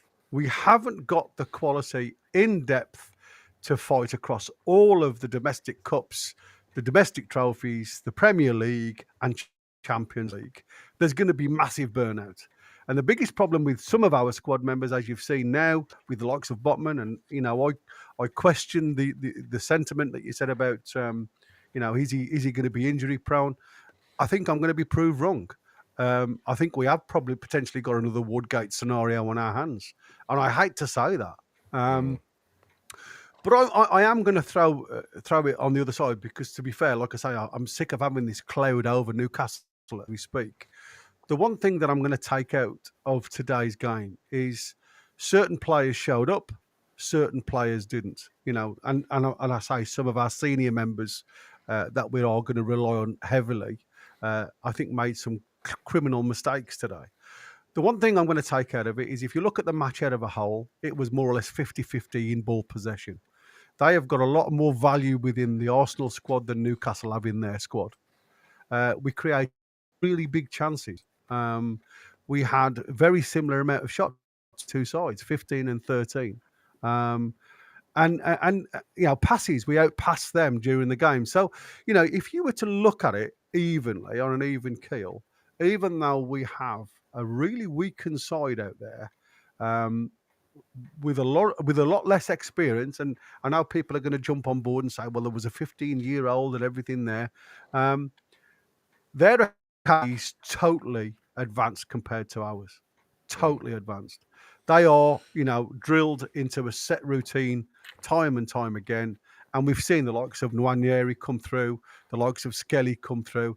These are kids that can just walk into an Arsenal team and look like they have never been away from the Arsenal team.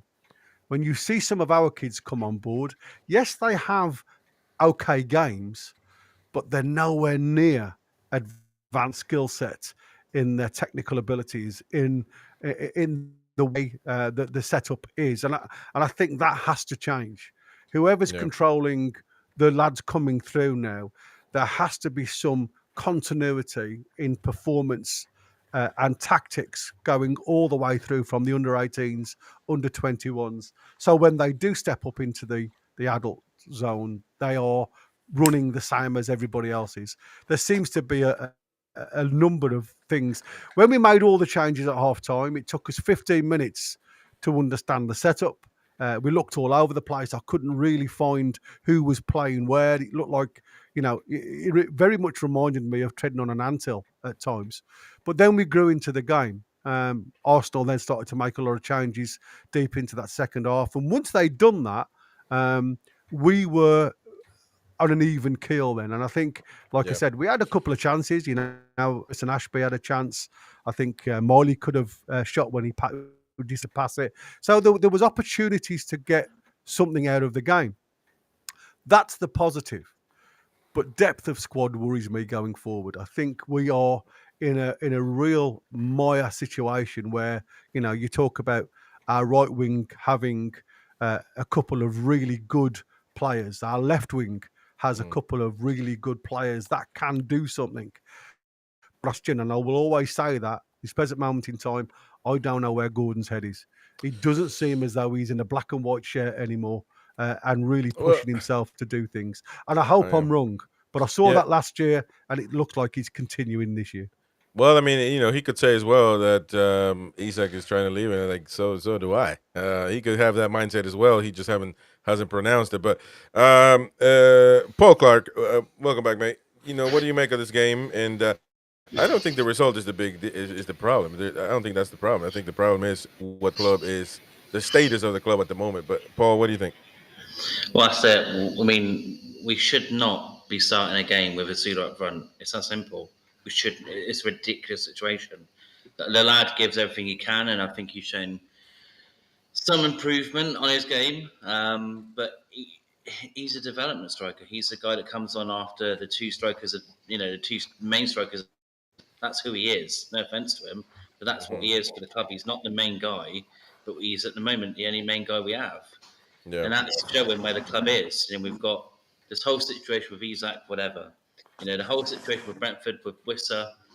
It's an interesting start from them because they've got a player now who, and this is what annoys me, that they've got a player who now is on strike and refusing to play. And that makes me a bit nervous for him coming to our club, because that shows the kind of personality that he is. Is he right for the dressing room? Gone on strike. Is that really good for what we want? That's not a great character that goes on strike. Yeah. Isak, is he on strike or not? No one's actually said officially that Isak's on strike or whatever. He is. Well, it certainly is. I'm pretty sure. Let me welcome a new chatter, a new person coming on. Big Yink. How's it going, man? Yink. Welcome, Big Yink. Love you all, man. I'm a London boy. That's a Geordie as well. So Oh, I'm gonna be lovely, quick. man. Big up. And Big yeah, listen. Isaac was my favorite Newcastle player, and for me, he's got to go regardless. You can't keep someone that doesn't want to be there. My only issue is the Anthony Gordon scenario. Don't get me wrong, talented lad, but it seems as if since we've offered him that contract, we've lost Anderson, we've lost Minter, and now it seems that he was earning more than Isaac last year, and he didn't deserve to earn more than Isaac.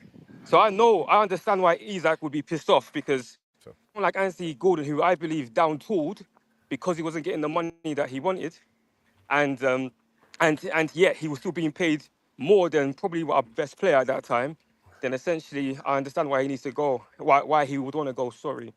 I feel like one of our issues as a fan base, we need to stop. I think we're over emotional. We need to take our time and let's wait to the end of the season, the end of the transfer portal, for us to be able to actually have an assessment of what actually occurred, because it is a shambles at this moment in time, but it can be rectified. So again, listen, even as much as Isaac is my favorite player, he's down-tooled as well, and he has a lot of weaknesses. I think 120 to 150 million is bank on the money for him. So I would take the money and reinvest and just add depth. Well, I would say I would 100% agree with you with the fact that I understand. I don't think I would have given Gordon a contract over Isak. I think Isak needed to be taken care of first. So I agree 100% with you. Mighty Wayne wanted to make him the highest paid English player in the history of Premier League. He got that through the board, so he got it done. But now we have our main striker thinking, "What the hell, man? I'm the one scoring all the goals." And actually, look at Gordon's stats last season. They're not good. They're not good, man. And by all accounts, Amanda had promised an improved contract, which would have made him the highest paid player. We didn't honor that, but and Mitchell came in and said, "No, you're contracted till 2028." Speculation. well, no, that's not speculation. It's information. Well, that was in the from club. Grey information Coat, that's out there. right? But you don't. Mitchell Is it from defender. Grey Coat? Is it from Grey Coat? Well, he is a journalist. Any other sources? Any other sources? Well, he's right more often than not. So We But just that- keep but that's blaming like- Mitchell guys who can't defend yeah, but themselves. you keep on playing Eddie out, But Jefferson. we It's gotta get out exactly of this the village same. mentality. It's just your everybody opinion, but dude. Eddie. It's everybody but Eddie. Yeah, but that's just your opinion, dude. I might have to jump in that, because it seems as if Eddie Howe does, and as a fan base, we've got to be honest, Eddie Howe has a favoritism issue, whereby he loves his favorites and he did some players he doesn't want to let go. And I think Gordon that's 100% right. I mean, there's no debate. Only Win will debate the. But Yeah, exactly. I wouldn't call it favoritism. I would call it. But it is though, Win. When you don't play Tonali over Longstaff, that you cannot go back from that. There is nobody in their right mind that will do that. Let's be honest. Also, the Trippier situation, where Trippier was playing poor for a long period and he wasn't playing Livermore at all, kept him on the bench. So he does have this favoritism, and I think that speaks into the whole Gordon issue, that maybe them focusing on Gordon and not focusing on Isak has now led to a plethora of other situations. We've lost Anderson, Minter, and we kept Gordon, but we could have got 70 mil from Liverpool last year. And now looking back in hindsight, we made the wrong decision, personally. But listen, love you lot. Keep doing what you're doing. I'll be at the background, man. Have a great day, lads. Hey, Big Yank, come back soon, man. We need you, man. You got pretty good takes, man. We're gonna get you on. Look after yourself. Stay in contact. All right. Will do. All right. So that was Big Yank then. So I mean, listen, you can't deny that. Yeah, that Gordon, when he wasn't playing good, he was moved around to try to make him play good, but it never worked.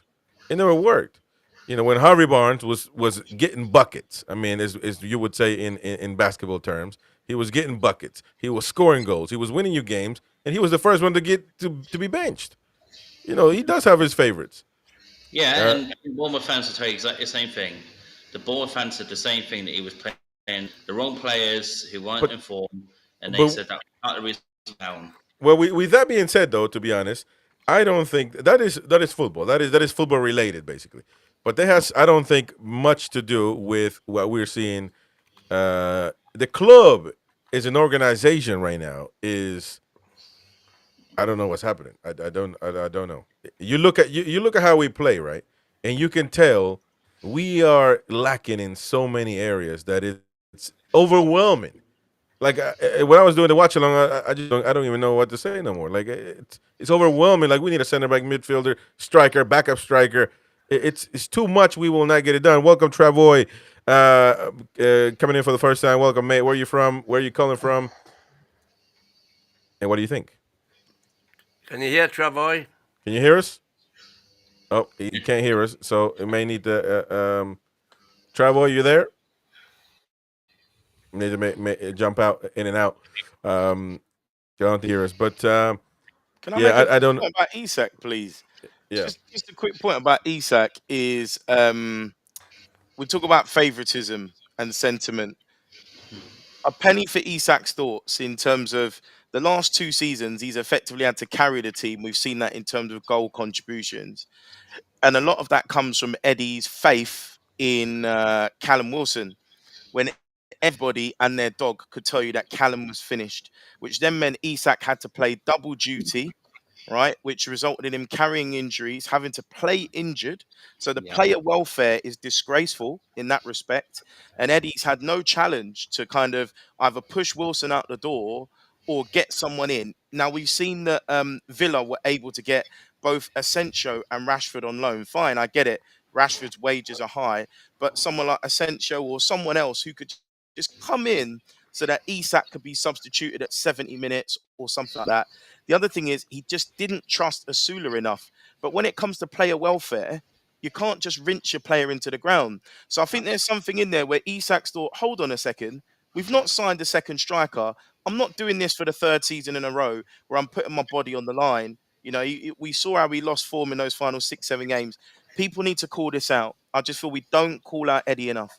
And that's nothing about an Eddie agenda. That's just simple player welfare that an elite manager should be. well, that's the truth, but that's why Buns is supposed to be there to do something about it, and it looks like what's his name is not staying fit.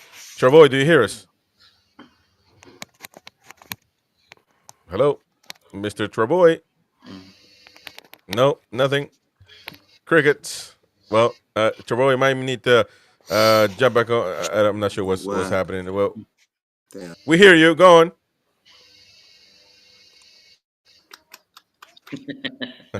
He's not budging. Imagine how Isaac felt when he heard that we were trying to re-sign. It's gone. It's gone. Yeah. Well, imagine that thought process. Like, right, so Callum Wilson's definitely gone, and then we're trying to do a pay-for-play, ridiculous contract that was pointless. And I bet Isaac was thinking, what? Where's the ambition? And even I was. It was, where's the ambition in there? There's no ambition there. None. We had ambition for one day when we were trying to sign Ekatike to play up front with Isak. One day we had an ambition. And then one way, yeah, that's right. We lost it after one day. Allegedly, the Sesko stuff, if true, I've heard another report that it's all pretty much done. We've heard this before, that it's all done and dusted pretty much, and we're just looking at the particulars of the deal. We've been there before, and it all crumbs and fails. But even if we do sign him, does that mean we keep them both, or is Sesko now number one? Man, I have not a clue what's. Well, there's the burning question. If we right now could come up with a package to satisfy Isak, which would obviously even persuading them that we've still got all that ambition, would you be happy to retain Isak? Well, I would be. I think most people would. Well, I know I'm asking Paul. Oh, sorry. And Jefferson. You'd be dumb to say no, because you have, in my opinion, one of, if not the best striker in the whole of Europe. Yeah, you can't say no. And you have players. Finally, you have players alongside him that can come on and do a job when he, not doing it, as in a Sesko or whatever. Even a Wissa. Wissa's a great player. But a massive narrative is reflected by what the Yink said when he was on. Big Jinx, man. Don't just say Jinx. He's not a regular one. He's Big Jinx. The Yink who came on for the first time. Yeah, it's called Big Jink, man. He's not. Big Jink. Sorry, You can't just say Jink. That's the regular size. No. I said the Yink. Actually, I didn't think it was Jink. I thought it was Yink. But anyway, This guy, man. he said he's my favourite player. Travoy's back But I in. don't want him here anymore. Get him out. Yeah. And there's a lot of Newcastle fans right now who seem to be expressing the opinion, even if we could, if we could do a Morgan Gibbs, well, we need to do that. Sign a new contract, make him paid player in the club. Would he accept it? Would the fans accept it? The fans, listen, don't worry about the fans, man. The fans will get over it. Trust me. They will get over it. Unless Isak does something unbelievably bad. Next season, the fans will be fine. Yeah, I mean, unless he does something unbelievably. No, there's no hope it's old. We will get over it, man. It's not, it's not unless he does something, I don't know. I think that is the only redemption that I can see from this window, apart from signing, a quality centre back, another quality, a couple of quality strikers, and a good midfielder.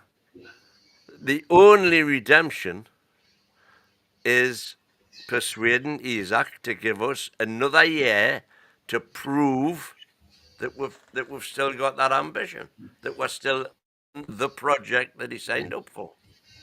Yeah, but to do that with, you've got half the management crew now on a tour. You've got no DOF behind the scenes. You've got two lads now looking after transfer fees who people haven't got a lot of faith in.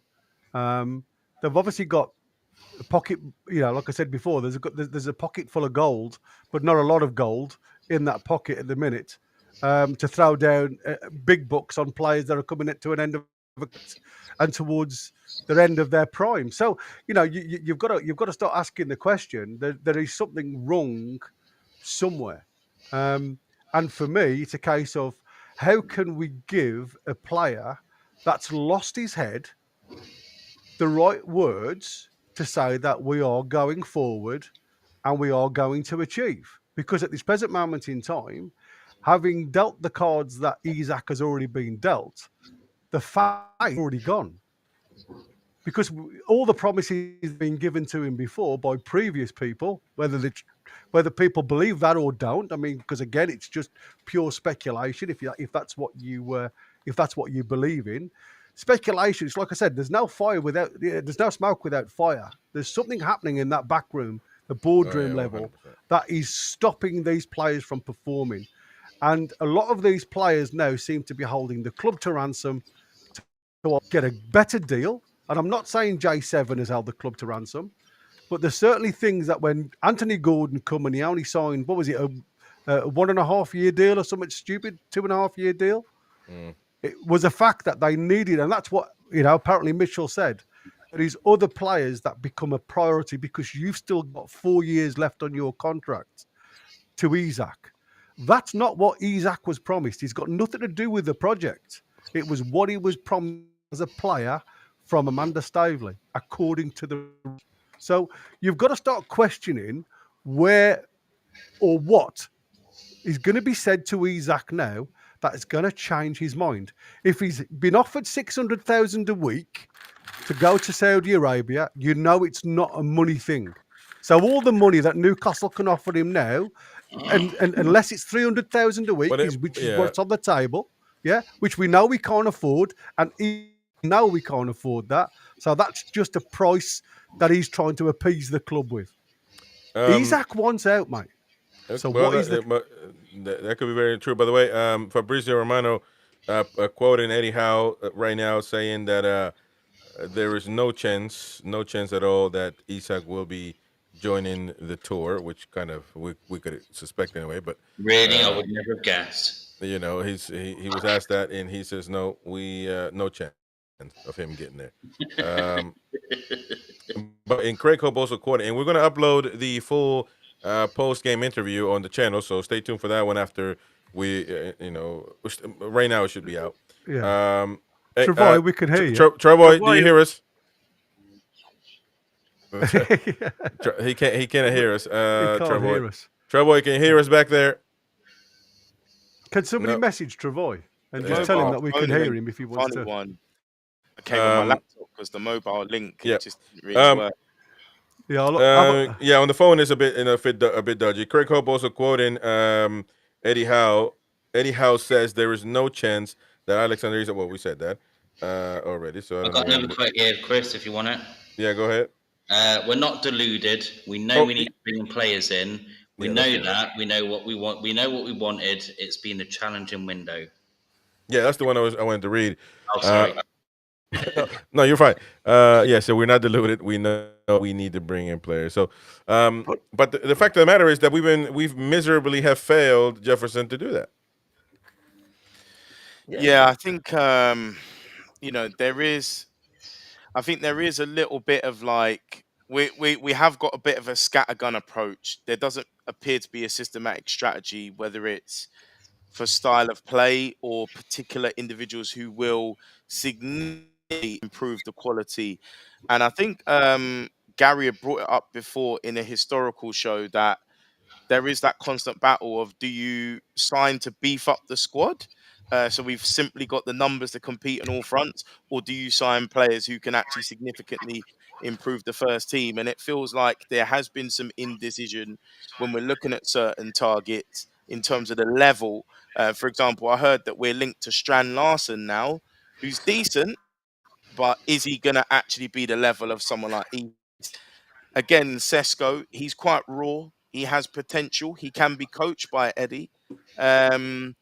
But I think Connor, it was that showed a stat that without Isak's goals in the Premier League, we would have finished 13th. So it's quite staggering and a bit worrying. Well, it is, but I mean, but that stat, man. I mean, the striker will strike. That's what he's there to do. I mean,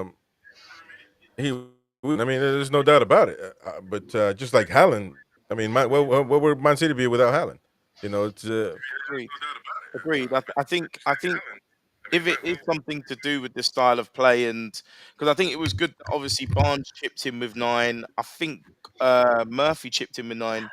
But I think from our midfield positions, we may need, I would say, more of an attacking midfielder, just to give us that little something to add that extra 8 to 10 goals. Because the situation that whoever we recruit, it's going to have to be a team effort to get the goals we need to win games this season. And I hope it doesn't end up a situation. I don't know if you guys remember when Gareth Bale left Spurs. They signed 8 players, and literally only Christian Eriksen was the only one that came out of any credit. So it's not always going to end up in a Coutinho situation. The Coutinho situation is because Liverpool had a very good setup. So at the moment we have that, and I really hope that the new CEO and DOF that's been reported can come in so we can get some real aligned structure, because the way it's running at the moment has been detrimental, evidently, because we've got one player in, and I did warn everybody about this. Okay, right. First of all, if you take away Isak's goals, we would finish 13th. Take any team, take away the goals and that their top strikers won, and they finish in 13th as well. Take away Salah's goals from Liverpool, see where they finish. Take away Haaland's goals from Man City, see where they finish. That's a ridiculous stat to bring up. Not really. Well, I mean, you can also say that we extremely depend on him when others could score. As well, we do. Liverpool depend on Salah. Yeah, but what is there's other goal scorers? When you look at when we lost Isak for 4 games, nobody scored apart from 1 penalty. Yeah, they had Gakpo and that's true. Jota when he was playing. But they had other options. Not only that though, but they'd have no worry that they're going to lose Salah. I mean, they have the whole they entire. had the big money, No, they were but good. no, but they didn't. But they didn't because they are the ones that were. Salah said he wants to stay. Liverpool held the cards. We don't hold cards. I mean, we hold the cards. We can make them stay. We can make Isak. Because You're they paid right. him what he wanted. Yeah. Well, so that's the point. The Liverpool can play around and say we want to renew Salah or not, and if he leaves, he'll go to Egypt or he'll go to Saudi Arabia or he'll go to. But right now, we cannot do that with Isak. If Isak's contract was up next year, we would be in a bad situation. The only reason why we have something to hold on to is because he's contract until 2028, and and I have now come to the conclusion that I think Yasser, I think he's going to have a conversation with him by all accounts, and I think he needs to give him two options, as I said earlier on, and the two options are we're gonna give you more money. We're very much in the project. Trust us. We're giving you money now. And the second option is you're gonna seek out your contract the way it is, and whenever you're open to renegotiate, but you will be a Newcastle United player until 2028. So either way, now that's not the options that he wants, I'm sure, but that's the options that he signed up for, and I think that's the way we need to go about it. We cannot be a rollover club. Eventually, I believe Isak appreciates his career, so he's going to play. If he wants to play it like Wissa is doing it right now, I don't think. First of all, he has no legal grounds. Wissa is going to have to be with the reserve, same as Isak. But I don't think that Isak wants to have his career done. He knows he needs to play and score goals. So I think we need to just put our foot down, not sell him, but we still need to get Sesko in. We still need to try to get another striker in. We cannot trust that, either way, if he doesn't want to play, he'll have to be in the reserves, I guess you can say. But we still need to bring in those other players. According to many reports, next week is going to be a massive week for Sesko. I don't know. At this point, I'm just lost. I have no clue. They're looking at another striker, aren't they, at the moment? Is it Leipzig? I think they're looking at another striker. So it looks like I think they're it's looking to get They've got one, haven't they? They've virtually signed Kulowski or somebody. They signed him. Okay. Yeah. I think they have. So that's good. That's a good sign, isn't it? That's a good Yeah, indication. massive sign. Yeah, absolutely. But I think one thing, devil's advocate, is I'm starting to think again. I know we talked about this a couple of shows ago about if you can't beat them, join them. Why don't we just take the points deduction, sign That's whoever exactly we what need we said to before, sign? mate. Because Forest only got 4 points. Everton only got 6 points. What's it called? Leicester were meant to get 9 points and it got suspended and taken away. Yeah. So even if they do come at us with the letter of the law, we can point to the other cases and say, hold on, like we need to be equal measure with these guys because anything else is just, prejudicial.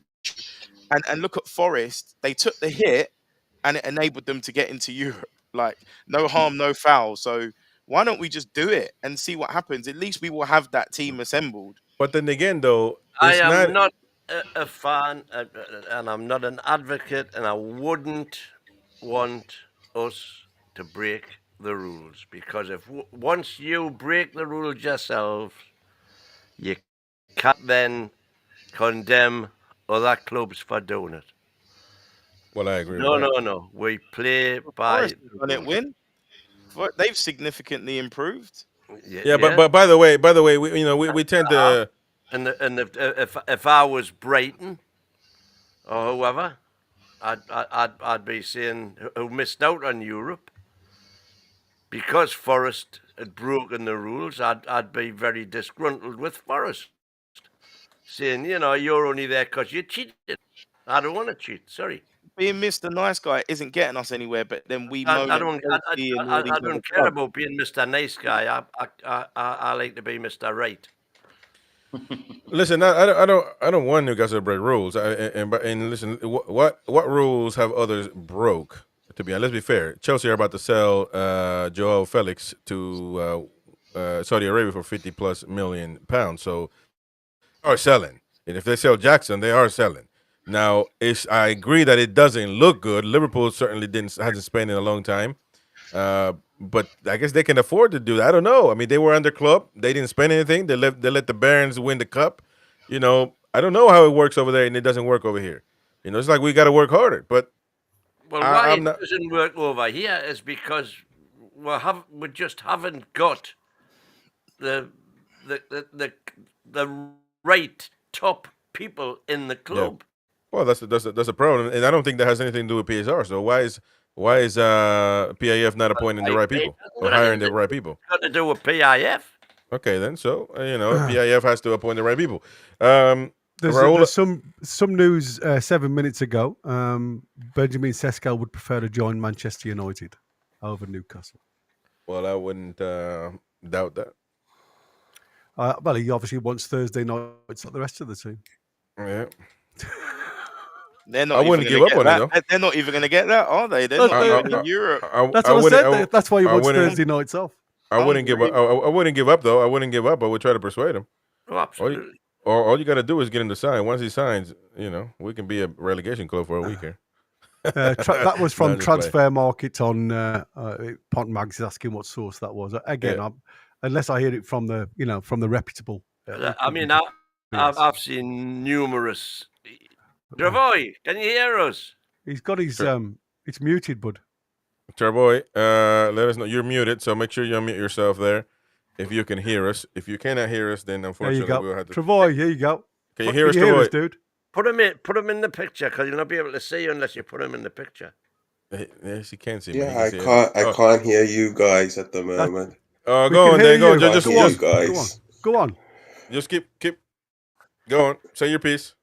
At the moment I just sitting here, but I can't hear anything you guys saying. But you're telling me to talk, but I can't really hear. Let's see. Oh, that's fine. You can have your say. Yeah, go ahead. So just talk. How you guys doing? Well, I know, man. We hear you. We hear you. I still can't hear you guys, so I probably jump off if I can't hear what you say, and then I can't. All right, man. You won't be able to comment back on the comments I'm making. Yeah, that's fine. We'll have you on next time then. But listen, I have not a clue what's going to happen. I think it's a crucial time for the tune at this point. I mean, we still got a lot of days left, but we've proven that we cannot. We can't sign anybody to save our life. Howe just saying that we're not deluded. We know we need signings. Is that a message from within? Is that a frustrated sort of? We haven't heard the tone, but certainly, it could be. Yeah, well, I know we need signings, mate. We're not stupid. We're not deluded. Paul Maggs is asking a question, Chris. Do you think it would have been this bad if Paul Mitchell was still on board?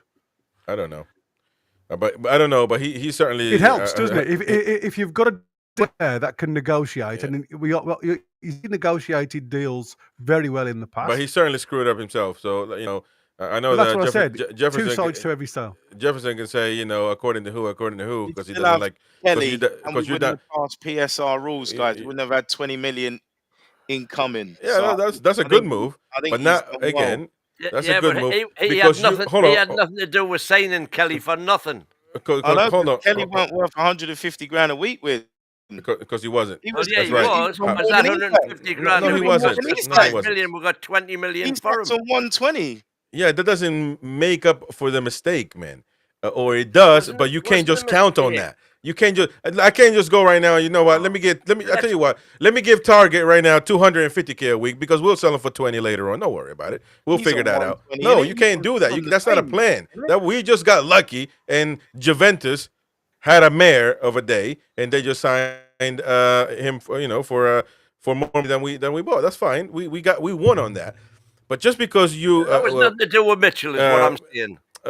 Because Jefferson, my point is because I don't like Mitchell now. I think we need a DOA, but I don't like Mitchell now because I think he's screwed up in his approach and the way he's gone about business and how he has declined and rejected Isak to get a new contract that he was promised. Now you say it's hearsay because Craig Hope says it. You don't believe Craig Hope, but if you're going to attribute Kelly being due to Mitchell being there just because he was hired at the time, and you think that he was involved in that negotiation, Well, that's speculation as well. I agree with you that I think that he was involved, but so was him involved in not giving Isak a contract, and I don't think that was right. Again, if there's more sources to corroborate that, I would What then be with on that. sources But have told you what? I feel the club, because we need to call this out, and I'm happy to, nail myself to the cross as a sensible guy, but it just feels like there's always an enemy other than the obvious one. So when it was Ashworth, everyone got on at Ashworth. Then Ashworth moves on, someone else comes in. Then it's them, and it's Ashworth did a brilliant job at Man U, didn't he? What we see historically is if you look at Klopp, even someone as great as Klopp, whenever he's tried to take control, it's not worked. He wanted Julian Brandt instead of Salah, right? He signed Nunes when he had full control, and Liverpool realised very quickly, this isn't going to work, and they got Edwards back, and things have been on an upwards trajectory. Man United, they did the same with Ten Hag. They ignored what's his name, Ranić, who they were going to install as director of football. They ignored him. He signed all Eredivisie players. It's been a disaster for him. Don't give us full control. We've made that mistake. Let's be accountable. I agree with that. One thing, I can only speak for myself, and I have been very objective as I can be. Possibly, I've criticized Eddie Howe many times. I don't think he should be in charge of the club like he is now. But I think that Paul Mitchell, to me, ended up not doing such a great job. If he didn't think that, if he didn't rate Lewis and Livramento, it's something to look at. But the fact that he said Isak right now is getting paid a lot, we'll have to see. Due to PSRs, PSR reasons, according to that report, by the way. So we got to read. Due to PSR, we can't give him a new contract right now, or what he wants, or what he was promised. Now, he didn't say that. That report didn't say that he will never give him a contract, but it did say at the moment he couldn't give him what he was promised. So maybe if he would have stayed this window longer, he would have given him the contract. I don't know. Isak wasn't happy about it. I'm quite. I mean, like I said, I had nothing but praise for this Mitchell lad when he come in, because, like I say, I remember his days as a player at MK Dons. He certainly got the backing and the background from the scouting days all the way through his career. He seems to have done absolutely fine. But I totally agree with what Jefferson said. But again, you're asking of where's the source for Mitchell but where's the source that Eddie Howe has full control of Newcastle? Because I haven't seen that anywhere apart from what you guys say. Well, I mean, the fact that they didn't get along is very clear. And the fact that it's not reasonable for Mitchell to just 2 years, I'm leaving. Why? He didn't. I mean, we can 2 years, Chris. It's not even a year. Well, not even in a year, right? So what is it? It could be that he didn't like the weather. Now that's one reason that might come up with. But no. But if you look at Jackson, that they didn't get along and that they contradicted each other when they spoke, and we haven't signed anybody in a long time. So and the fact that Cordero comes in, that's a Mitchell signing, and Eddie Howe is oblivious to him. Like we got 20 players in that position, and we don't need it to get him again. So and the fact he's just going overnight, and the fact that it's heavily reported by everybody that he and Rumayan had a meeting after the Everton, then you can come up with an assumption. Now I don't know what was spoken about, obviously, but listen, only they know. This myth that Eddie Howe has full control. Okay. If Eddie Howe has had full control, he would have just paid the extra for Pedro. He would have just paid the extra for Ekit. He would have just never wanted to come paid the extra for Trafford. He would have paid it. Nephew. He's getting players into the squad that he wants. For his nephew. He would have just paid it, but he's can't pay it people at the negotiation table who are out of their depth. They're out of their depth with because PIF will not allow him to pay what he wants to pay. But the thing is, though, when he has, it doesn't make any difference to Eddie Howe. When personally, if he pays 80 million or 90 million for well, it does win. It does if you have other positions to pay for, mate. It does. You need a midfielder and a center back. that Well, can make a difference. You cannot and spend all of and the he money on one position. he is entitled to believe that that money is there, because it is. What? So somebody somewhere in the hierarchy is deciding on how a player is worth, and that person is definitely not Eddie Howe, because is he bothered what they pay? No. He wants them in his squad. So somebody somewhere is putting a cap on those prices that we are prepared to pay for various players. Well, I'll tell you, I think Who Eddie wants in his squad. I If think if Eddie's got, he'd just be buying them. It's as I simple think. as Listen, I think I agree with Gary in the sense. I think he's given a budget, and you have to use that budget in every position. I think that Eddie Howe knows that he needs 3 players at least, and that right now, I don't think he's making phone calls, but he has appointed his people to run this transfer. well, he Transfer hasn't strategy. appointed them. Yes, he has, They're man. already Stop there. lying, man. No, The okay, then now you're being PIF deluded. haven't appointed Then now other you're being people. now you're being deluded, man. PIF, I don't mind. It's not picking Andy Howe, man. Nobody even knew Eddie Howe until Eddie Howe came on. Come on, man. He pointed him out. He wanted him to negotiate, and then this Nixon guy as well. And quite honestly, those two have done a horrific job, man. It is shambles win. Shambles right now. It is a shambles. I agree. It's a shambles. It's on fire. Now you want to take away all responsibility of Eddie Howe, and I believe in that. I don't think he's the sole responsible for it, but I think he has a responsibility in this window as well. But come on, man. I don't know how we fix this. I don't even know. I don't even know if we. I don't know. You see, I mean, I put the words chaotic in a conversation that me and Wynn had a program on not so long back, and Wynn obviously couldn't see it, and I said the biggest problem is when you've got two objects, the likes of Mitchell, who's strong-minded and strong-willed, and you've obviously got Eddie Howe, who's got to be the same. And like I said, if you look at where Mitchell's been in the past, lots of coaches have had the sack because it doesn't matter who you bring in. You may get 5 successful players, but you may also get 10 unsuccessful players. The only person that gets a sack from those positions is the coach who has to put these said players on the park.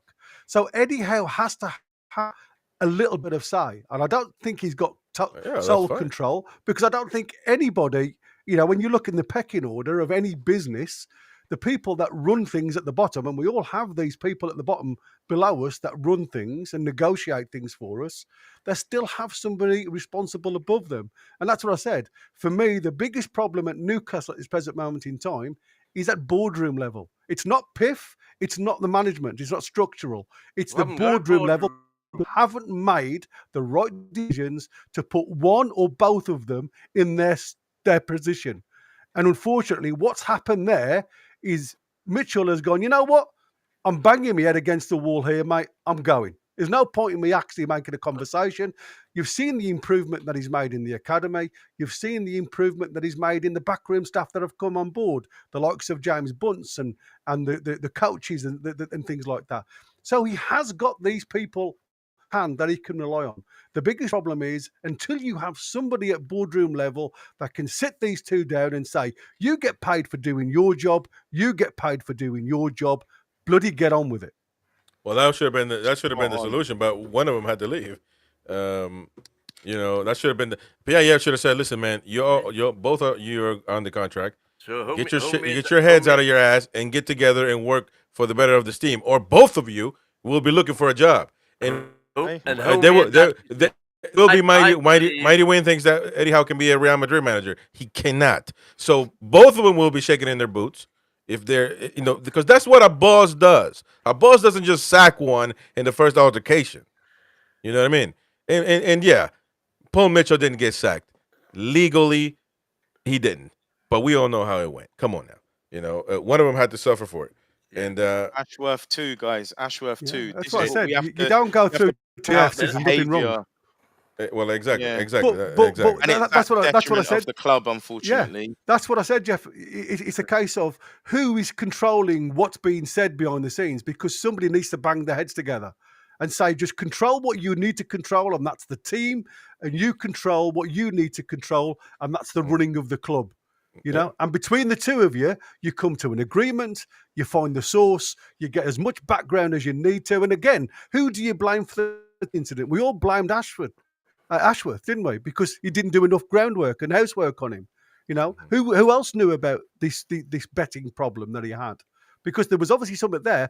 But again, is that something that we said behind the scenes? Or you know what? We're going to lose him for 12 months, but what a player for 55 million. Do you know what I mean? Sometimes you have to come to a bit of an agreement to disagree, but you get the player at the end of it. And I think that's the same as I feel with the likes of Isaac. We would have signed Tonali if we'd known he was going to immediately get a 12-month ban. We're gonna end it with an update from Craig Hope, a positive update on Sven Botman from outside the dressing rooms here in Singapore. The defender has just walked past, and there was no limp or obvious discomfort. And then Burns says Botman probably wouldn't have came off had it been a competitive match. It seems precautionary. So good patience for Botman. Next one. It's just every time he limps, Newcastle fans just gasp. So we shall see what happens with that one.